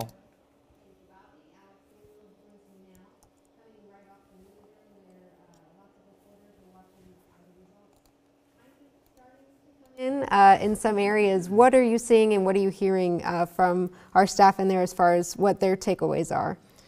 Well, right now, the biggest thing that we're looking at is the governor's race. Abbott has his own live stream coming up, but we called the race for him a couple minutes ago. And right now, we're looking at what Democrat is going to challenge him in November. Which we might not know tonight because it's likely a runoff, it's looking like. It's looking like there's going to be a runoff. The two front runners right now are Lupe Valdez and Andrew White. Politico, they've called the race for him for a runoff for the both of them, but we're still kind of waiting on some results. 22% precincts reporting, so still quite a few to come in. Yeah, a while to go. Yeah, and I know our Ross Ramsey is always watching to see what areas have come in, and we do have the map populating, kind of showing what precincts have reported, but there's some key ones that I think he waits for before he calls the race. So what else are you hearing? We're keeping up with some of the races, state house races where Greg Abbott has challenged fellow Republicans in the House. Yes, that's been a definite headline tonight. Yeah, and those numbers are again still coming in, but right now we have Sarah Davis who's up against Susanna Docupil. We're looking at 53 to 46% there. Again, Harris County has been late in coming in with kind of the biggest county and precinct, or county rather, to wait on, but so still kind of a lot to tell there maybe. Yeah, and Harris County isn't the only one with kind of slower returns, so I think it's kind of a wait and see for a lot of these more competitive races. And Wayne Faircloth, again, with 4% reporting, is down 71% for Mays Middleton to his 28%. So that's, could be the one win, if you will, for the governor of those three that he's targeted. Of course, the other one is Lyle Larson in the San Antonio area. And he, not much, only early voting reporting there, according to this, and 58% for Lyle Larson and Chris Fales, 41%. So be interesting to see what that tells. We've called obviously the Senate race, or the primaries rather, the Democrats for Beto O'Rourke and Republicans for the incumbent Ted Cruz. Have you been, when you are our audience reporter, you kind of are always engaging with different viewers. We just launched that new Facebook page. Talk a little bit about that and maybe how you've engaged with that since the election. Sure. So I can talk a bit about the page. It's called This Is Your Texas, and the idea is kind of to have a constructive dialogue about politics and policy on Facebook, and we're seeing if that's possible. And right now, we've been having huge success with that. Today, we asked members of the group to tell us why they thought it was important to cast a ballot. Specifically, we had them answer the question, if you were trying to convince a friend or neighbor to go out and cast a vote today, what would you tell them? And people had some really great responses, mainly, a lot of, want to be like, I want to have my voice heard. I get the right to complain, quote unquote, if I do cast a ballot. So that's been really great. We're also keeping up with any voting issues that Texans are saying that they're noticing at the polls. So the conversation's been really great so far. Great. What are you doing going forward as far as like this race and or this election time and covering? I mean, do you foresee yourself covering any of the runoffs coming up? I'm not sure. I guess only time will tell. I think we're still seeing how many races will even go to a runoff. Right. I think a lot of congressional races might be headed that way, but it's to be determined how many state house and Senate races will do Crowded that. field for sure. Let's see. Speaking of which, Chip Roy, the 18 candidates in that race, the Republican primary, and he is leading 26% to William Negley 17%. So that is definitely, it's surprising though, State Rep. Jason Isaac also in that race is in 4th place with 9%. So you wonder, you thought maybe with the name ID that he would get ahead, but Chip Roy did have the backing of Ted Cruz, and so I guess that boded well for him. And again, I think there are 18 candidates, Republicans in that race. Yeah, so 4 on the Democratic side, which also looks like it's going to a runoff with Joseph Kopser and Mary Street Wilson. So, I mean, they saw 8 open seats, and everybody, a lot of them have been waiting because, incumbents have such a, strong position going into races to hold on to their seat. So it was definitely saw an opportunity for sure. Yeah. Is Congressional District 2 up there? I think 2. we're also tracking those results. Let's see.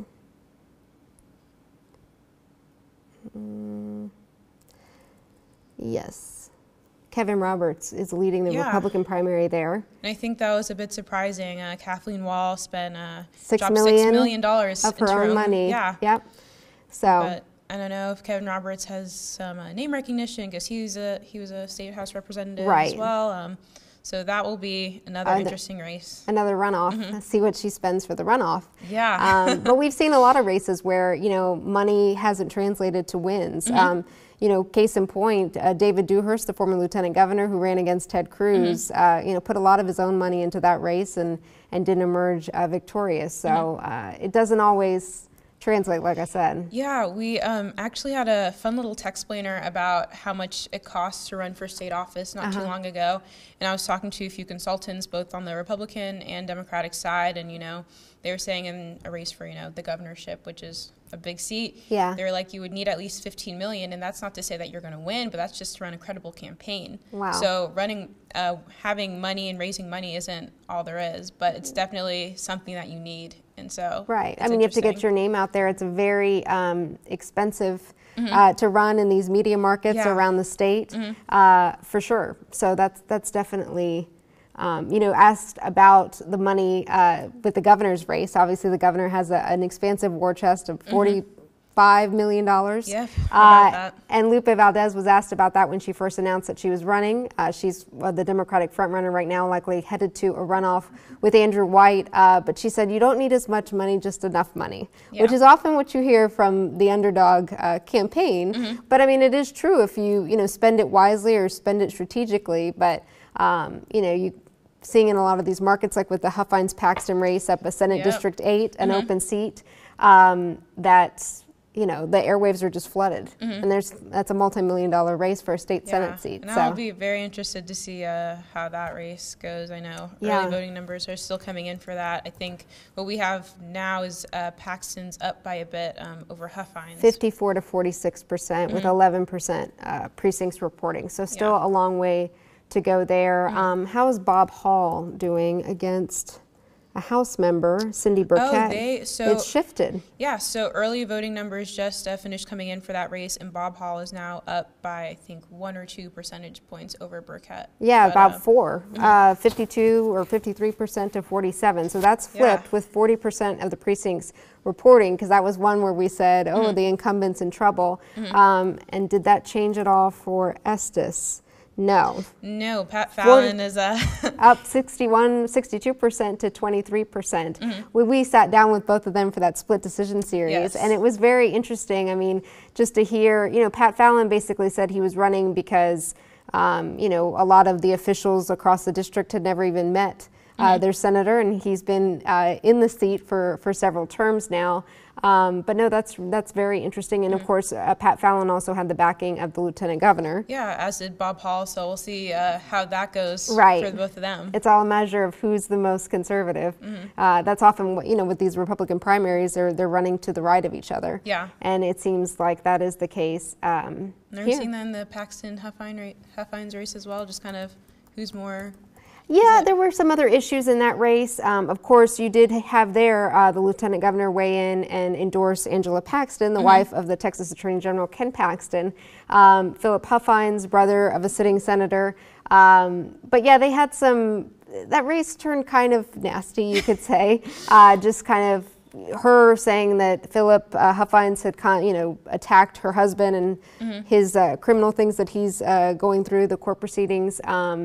So yeah, it's just a lot of back and forth. Philip had, as a businessman, I guess, had backed Democrats in the past, so there's question of his conservative credentials, so a lot of back and forth there. But again, 11% of precincts are reporting, so a long way to go there. Yeah, it's a long way to go for A lot the rest of of the it. night. I know, seriously. 10 o'clock coming up on it. So Alex Samuels, thank you so much. Yeah, of course. All Thank right, you. Thanks. Bobby, sending it back to you. Thank you so much, Alex and Alana. All right, let's get to some questions. I got a few. Colt, you're asking about Lupe Valadez. We'll have some breaking news for you, Colt. We have just called the Democratic primary for governor. It's going to be a runoff between Lupe Valadez and Andrew White. Suzanne, you just found us how Beto, Nathan Johnson, and Colin Allred doing. Beto has won his primary. He is going to be going to face Ted Cruz in general. He is, however, underperforming. He is not doing as well as people thought he was going to be doing tonight.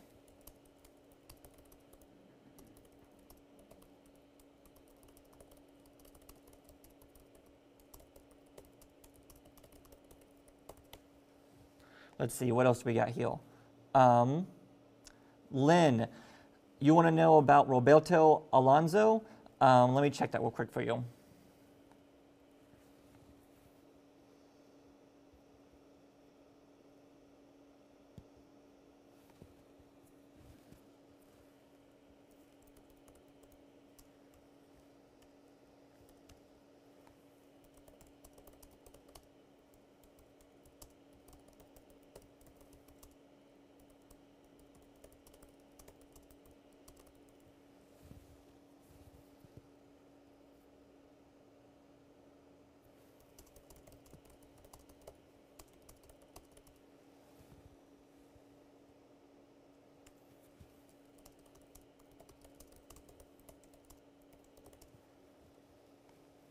Let me see.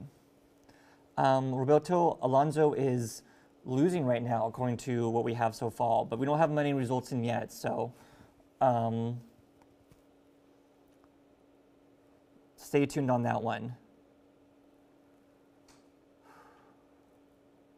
All right, I'm going to check Periscope for questions. If you have questions, Dale, please chat them. Please let me know. Yes, these are just primaries, correct right now.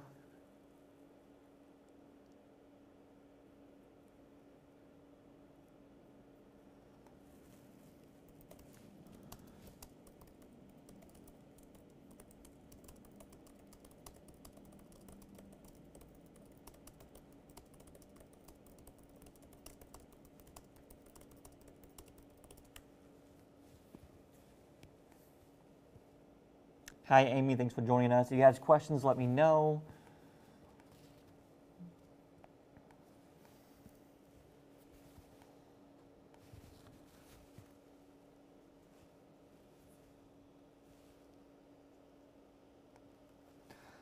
Suzanne, you also asked about Nathan Johnson. Nathan Johnson is currently winning his primary with 70% of the vote so far. You also asked about Colin Allred. Colin Allred is currently winning his primary with 40% of the vote so far. That's not enough to avoid a runoff.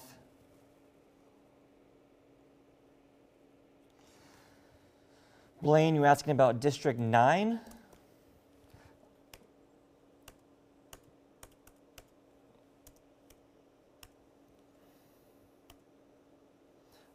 Chris Patty is winning that right now with 65% of the runoff.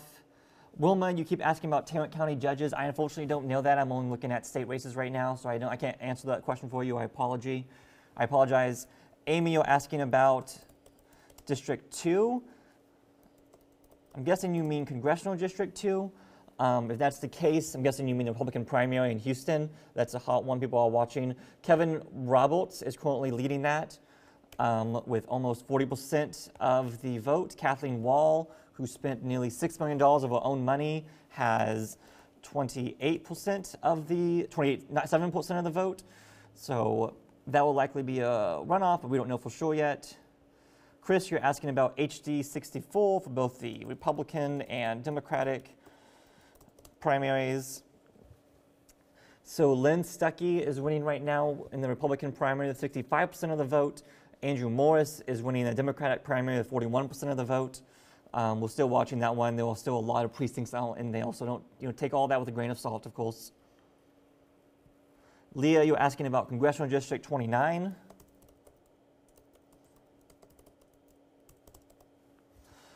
Oh, so that's the Sylvia Garcia race. So Sylvia Garcia right now is leading with 63% of the vote. That's significant. We have not called that race yet, but that is significant.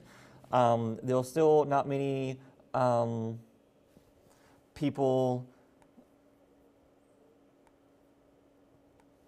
There's still not many precincts in, so we're still waiting for that one, but that's what's happening there right now.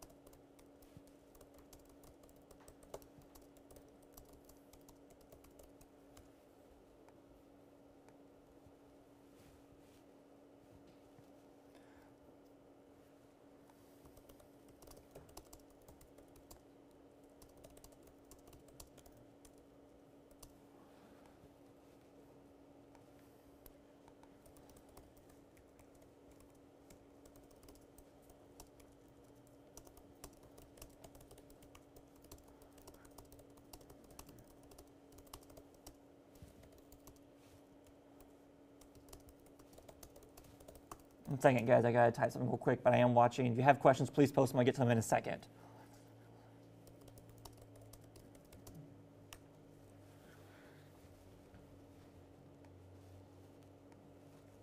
Okay, on livestream.com, Aileen, you're asking how's the voter turnout compared to previous primary elections. So early turnout was up drastically this year. However, we don't know overall turnout yet, and we won't know that till the end of the night or even tomorrow possibly, so stay tuned. If you're watching anywhere, livestream.com, Facebook, Twitter, please leave a comment. I'll get to it if I can.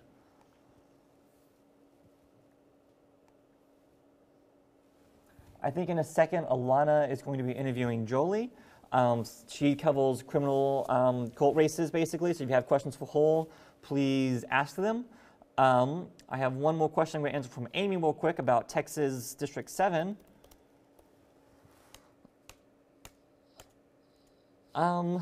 Amy, from what I'm seeing, District 7 has no races. They're all unchallenged people, so I don't think there's any news there. Double check that you asked about the right district.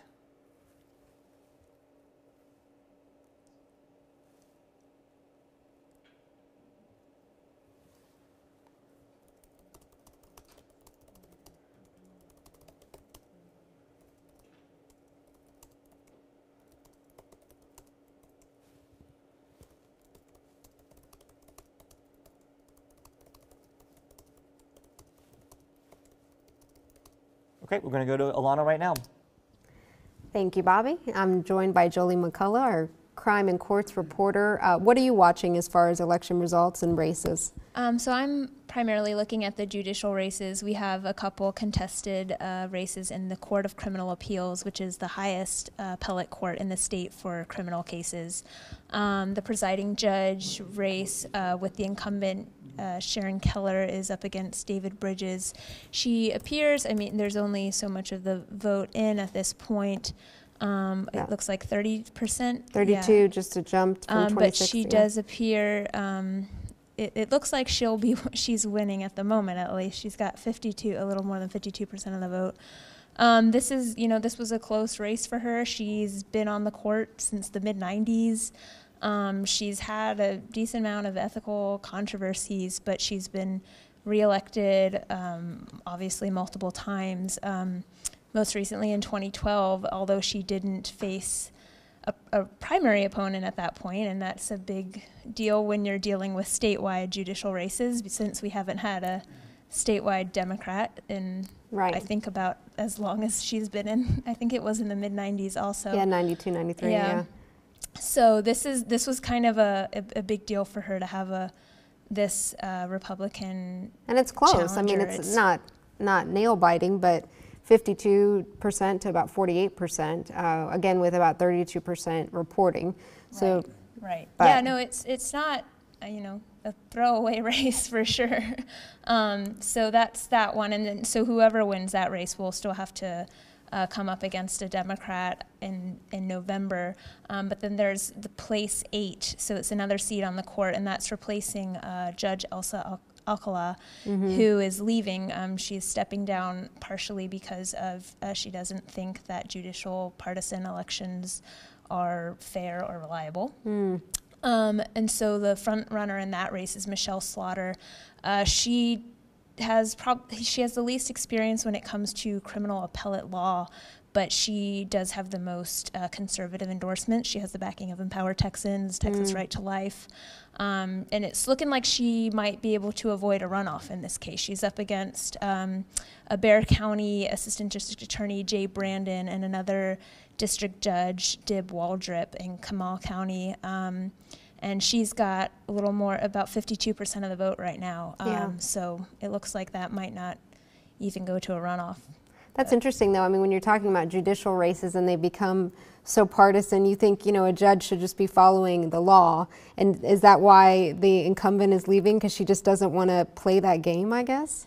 Yeah, I mean, so it's something with the statewide election is it's generally it's a Republican who's most likely to win, at least in this and past history and that's happened. And then there's also this lawsuit going on right now where they're saying judges are elected and it's hard for Hispanic judges to get elected based on their surnames. So that was also part of the reason she gave, being a Hispanic woman. And how long had she served in that seat?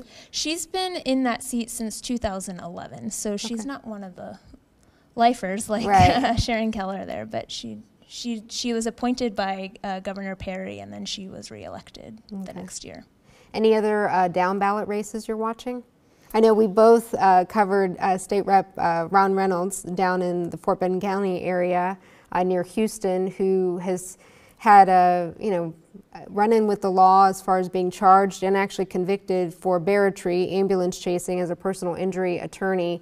But he doesn't seem like he's in trouble. He has one opponent in the Democratic primary, Wilvin Carter, and he's easily winning that race. And there's no Republican, so tonight he'd win the race and get to keep a seat. Yeah, he seems to be doing just fine, regardless of his criminal conviction. He's got, more than 60%. Granted, it's only 20% of precincts reporting, but I know when the early vote came in, he was well ahead already, and he seems to have been holding that lead so far. And his argument is that, faith leaders, different people in the community have asked him to run and they don't, care about what's transpired, in the courts and whatnot. He's also, I think he's the highest offender for campaign finance. Yeah, he owes more than $50,000 for not filing campaign finance reports. He did just file a few after 2 years of not filing any. He filed some in January. He's still missing a pretty big gap there. In that middle, yeah. But yeah, the interesting thing will be, he's appealing a conviction. He's already been convicted and sentenced to a year in jail. So there's a possibility that something could come down and he could be in jail during the legislative session if he wins and not be able to be there. Yeah, and because he was convicted of a misdemeanor and not a felony, he's not disqualified from serving. So that was, interesting to learn at the end of last year when we've been covering that race. Anything else you're hearing in the newsroom as far as the buzz of just some of the takeaways so far? Again, a lot of votes still to come in. Yeah, I think that's probably the biggest buzz is that there's still a lot of votes to come in. Yeah. I know it's really early on, it seems like, and there's just a lot of stuff that's up in the air still at Yeah, I this mean, we're point. seeing 22% reporting, and we're here 3 hours out from polls closing in most of the states. So what the heck's the holdup? Yeah. Yeah, that's So. a good question. All right, well, we will be monitoring it. Jolene McCullough, our crime and courts reporter, thank you so much. We will send it back to Sir Bobby Blanchard. Thank you so much, Alana. We're going to be wrapping in about 25 minutes, I think, is the scheduled plan right now. If I have that right, let me make sure because I just said it. So if you have questions, please get them to us soon so we can answer them. Lynn, you're asking about District 122. Let me look at that real quick. So 122, that's the Lyle Lawson race that Abbott is backing the Chris Fales. Lawson is winning right now with 59% of the vote. It's only still we're not calling this, but we do have some breaking news. We just called another race. We're calling the Republican primary for land commissioner. George P. Bush has won the nomination. That's big news. A lot of national media was watching that race, expecting him to possibly face a runoff. He has survived his primary challenges. The fight for the Alamo, he has survived the fight over the Alamo. Texans have decided to trust him with the Alamo for now. So, you know, that's pretty big news. You got questions about that? Let me know. Let me see, I'm going to go through the Periscope stream.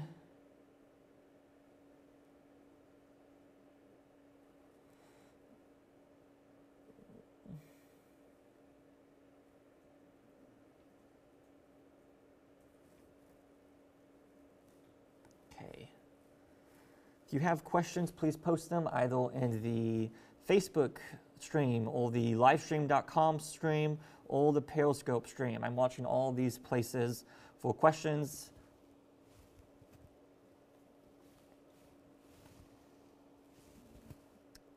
And again, we just called the land commissioner race for Jerry Paddleson.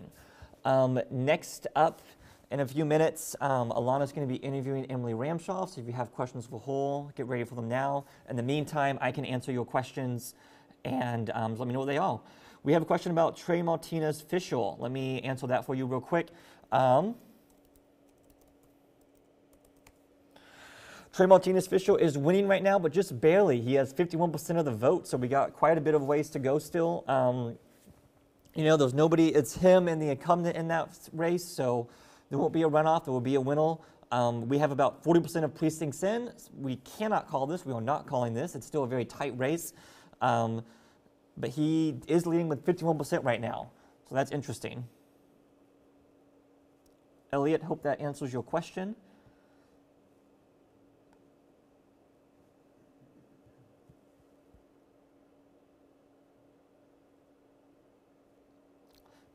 Yes, Kyle, I am indeed reading the comments. You guys have questions, let me know.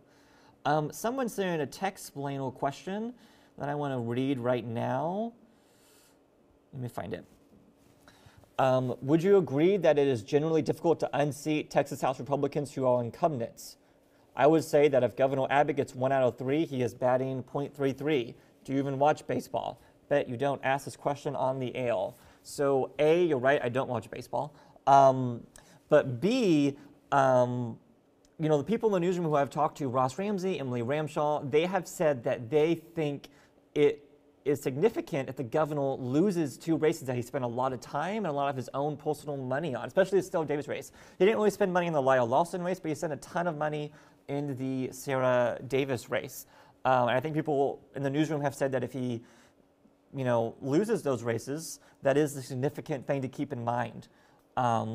And I have answered your question on air. Hope you are around to watch it, Steve. If you guys have any questions for me, please ask them and I will get to them. We are going to be winding things down soon-ish, so I can go help the newsroom out elsewhere.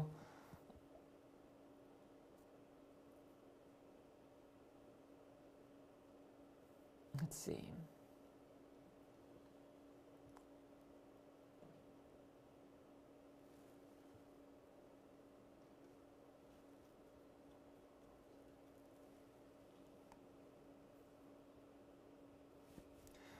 Elliot, you want to know about Charlie Guerin?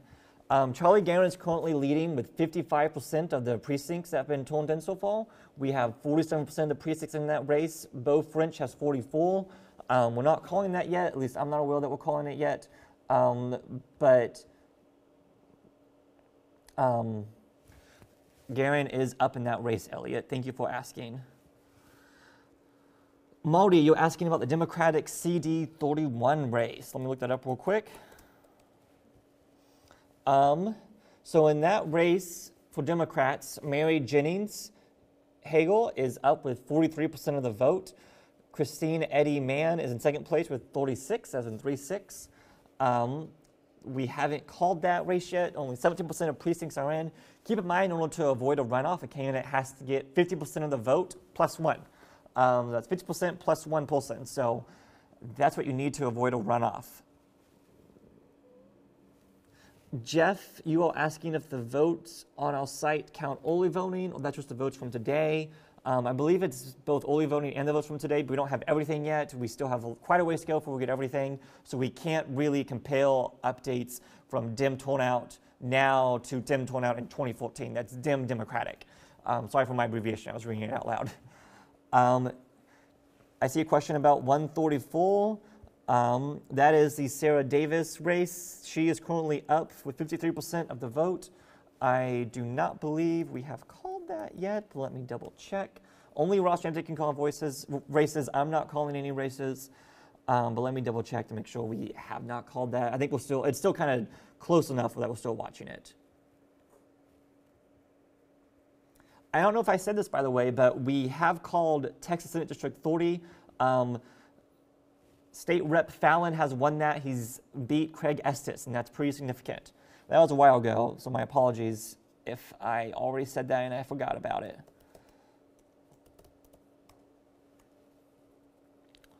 So Sarah Davis is now up 56% to her challenger's 44%, with more than half of precincts reporting. That is certainly significant, but we have not called that race yet, so stay tuned. Keep watching and keep asking. Kyle, you're asking about Congressional District 22. So Pete Olson has won that. In the Democratic side, is currently Siri Preston Kulkarni with 32% of the vote and Latia Plummer with 22% of the vote. Paige, you're asking about District 2. Paige, which District 2? There are lots of District 2s. Are you asking about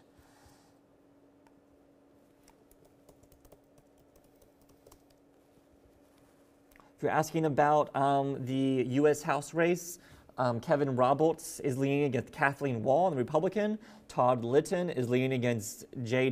Donald Jones in the Democratic. If you're asking about the Senate, Bob Hall is leaning against Cindy Burkett, which is a flip from Oriole. And if you're asking about the Texas House, Dan Flynn is leaning against Brian Slayton.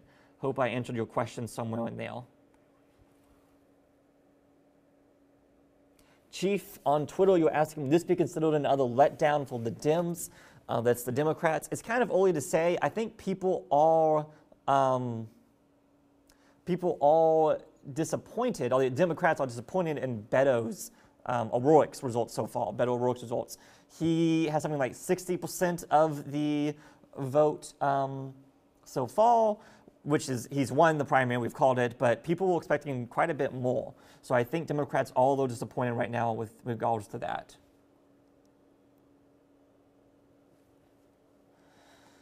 Paige, you're asking about Crenshaw. So Sandra Crenshaw is way down against Eric Johnson. She has 27% of the vote right now. I don't believe we've called that yet.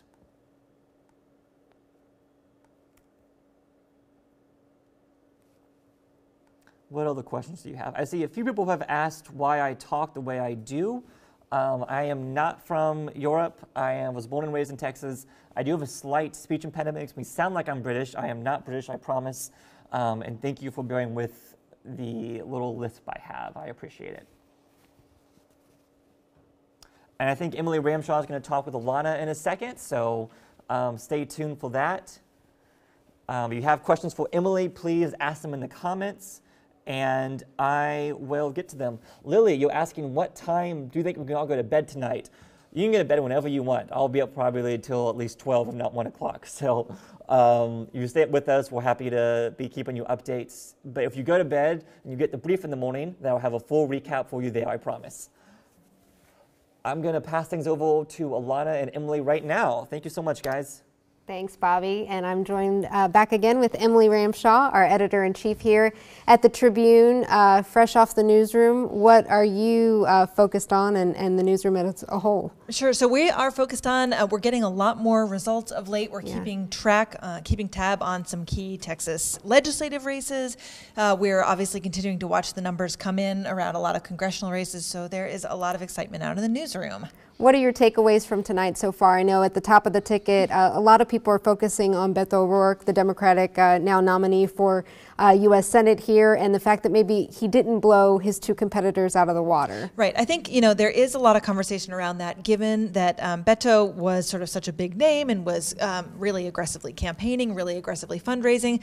And it looks like he's holding solid at about 62% of the vote, which is obviously, still a huge margin. An easy win. Yeah, an easy win.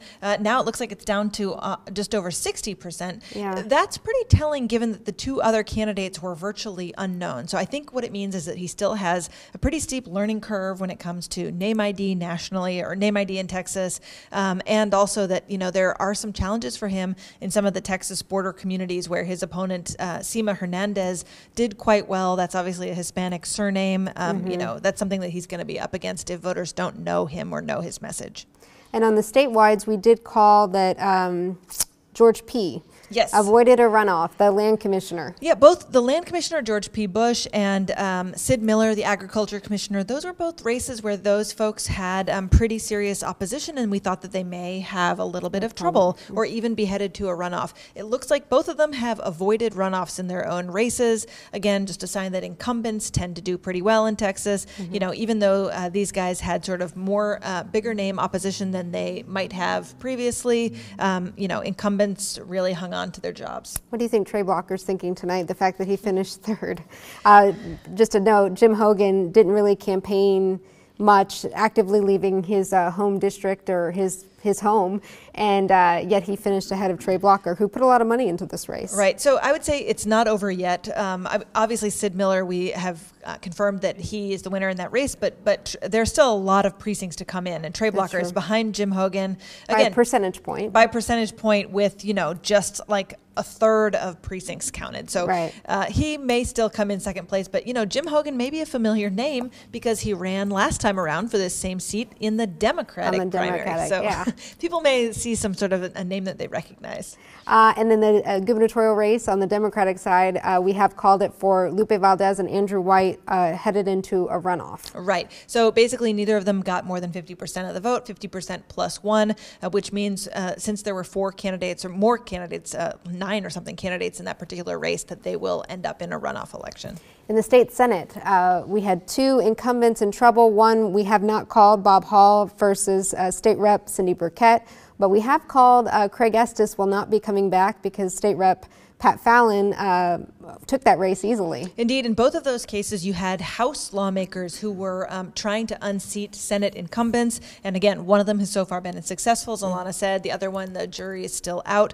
But we also have another race that we're closely watching, and that's the very expensive Senate primary between Angela Paxton and Philip Huffines. How's that one? And it looks like Angela Paxton, we have not called that one yet, but Angela Paxton is ahead about 54% to 46%. With 38%. Again, about a third of the precincts reporting. So it's important to remember that she was endorsed by Lieutenant Governor Dan Patrick.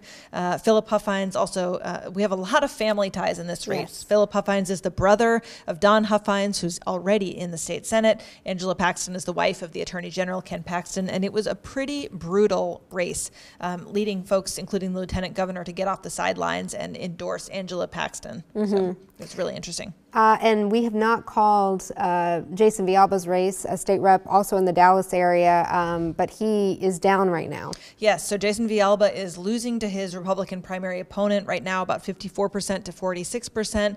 Again, this would be leave only one Republican Hispanic in the Texas House if he loses his race. Another one that we're watching, let's take a look at the Texas House race of Sarah Davis, yes. Who's running against Susanna Dockapil. That's a race, again, where Governor Abbott has played because he endorsed against Sarah Davis. Sarah Davis, the incumbent, up about 53% to 47%. Looks like, I think there are even more numbers that have come in on the Harris County website showing her holding on to a hefty lead. Someone just told me out in the newsroom that she has actually declared victory, although that race has not been officially called by anyone yet. Okay. And so there are three races in particular in the Texas House where the governor got really involved. And one of them is still too close to call, but in the other two, it looks like the people who the governor endorsed are going to lose. Right. Lyle Larson in the San Antonio area, 60% to 40% or so. And then Faircloth is the Faircloth is the one who Abbott endorsed against, and he looks like he's in trouble. Mays Middleton, his opponent, is up with almost 60% of the vote. Again, there's still a lot of precincts to come in all of these races, but it's only looking good for one of the three candidates that Abbott endorsed in those House races. What does that say for his sway in these districts or as a whole? I mean, I was personally really surprised that he played in these races to begin with. I don't see the upside in endorsing against incumbents in these cases, especially with a couple of candidates who are really sort of entrenched in their communities. Sarah Davis and Lyle Larson are people who have pretty strong constituencies and pretty unique districts. So I think it was risky for the governor to do in the first place. It seemed pretty personal, and I think it's problematic if he's not successful. What about just the fact that here we are at 10:30 and we're still seeing, Harris County and some precincts not reporting a ton yet? Welcome to Texas election nights since the beginning of time. I had a reporter from the Wall Street Journal text me, a national reporter, being like, hey, what is wrong with the returns? Where is everything? And I was like, yeah, buddy, relax. You sit down, you're in for a long night. So are you hearing anything? This is pretty much par for the course? This is par for the course. We have this running joke that in Harris County, their election returns, they have to set an alarm to wake up to do it. They shower and have breakfast before they start sending in their returns. So it's a long night. It's always a long night, and we're here for the ride. Okay. Anything else to add? We're watching some of the congressional races as well, of course. Talked to Abby, talked to several of the reporters covering the different races. But looking here, and there might be better numbers on in El Paso, but Veronica Escobar seems to be leading. And so is Sylvia Garcia. I think we are very likely to get not just our first Latina member of Congress, but potentially two Latina members of Congress at once, which would be pretty historic. And the first woman in how long? Woman in 15, 20 years or something like that. So we're poised to have a little bit of history tonight if these, now obviously these folks still have to make it through the general election, but these are some pretty solidly Democratic districts. So there's some news there. In the 7th congressional district, which is exposed as sort of huge divide between Democrats, where the, nationally Democrats have been fighting against this candidate, Laura Moser. It looks like she is going to make it to a runoff with Lizzie Fletcher, who's the other top vote getter in that race. So again, that's one to keep watching. But runoffs. There were 8 open congressional seats this time around, and just tons of candidates throwing their name in the hat. Exactly. And in one of the Republican primaries, there were 18 different candidates. So expect to be joining us again for another fun night in May. Emily Ramshaw, thank you so much, Editor-in-Chief. Thanks for having me on. Yeah, very much. Back to you, Bobby. Thank you so much, Alana. Okay, we have a couple of quick results for you. We've called the Sarah Miller race. We've called the Lyle Larson race. So those are big things. We are going to be ending this in a few seconds, in a few moments. So if you have any questions, please get them in right now. I'm going to answer the last few questions we have. Maldy, you want to know why Houston is so slow? We want to know too, trust me. We are ready to know what Houston is doing. I wish I could go down there and wag my finger at them and make them give us results faster, but I do not have that power. Maldy, you asking about House District 32. Let me check that real quick. So Pete Sessions, sorry, that's looking at U.S. House. Like what you were asking about. Pete Sessions won. Colin Allred is currently leading the pack. And then on livestream.com, someone's asking about the Gina Ortiz-Jones race in CD23. Ortiz-Jones is currently leading that race, I believe. She has nearly 40% of the vote so far. That is not enough to avoid a runoff. So if things continue as they are, she will be going to a runoff, but we have not called that yet. And let's see. Luez, I think you can tell what my favorite color is. It is clearly pink. Gail, you're asking about Charlie Guerin. Last I checked, yes. Charlie Guerin is still up with 55% of the vote over Beaufort 44. We have not called that yet, however, so please stay with us on our Twitter page. And I think that's everything. One more question about HD 121. That is Speaker Joe Strauss's seat, and he is vacating that. Currently, Matt Beebe is leading that race, followed closely by Steve Allison, the Republican primary. We have not, it's too close to call. They're very close. That's very close right now.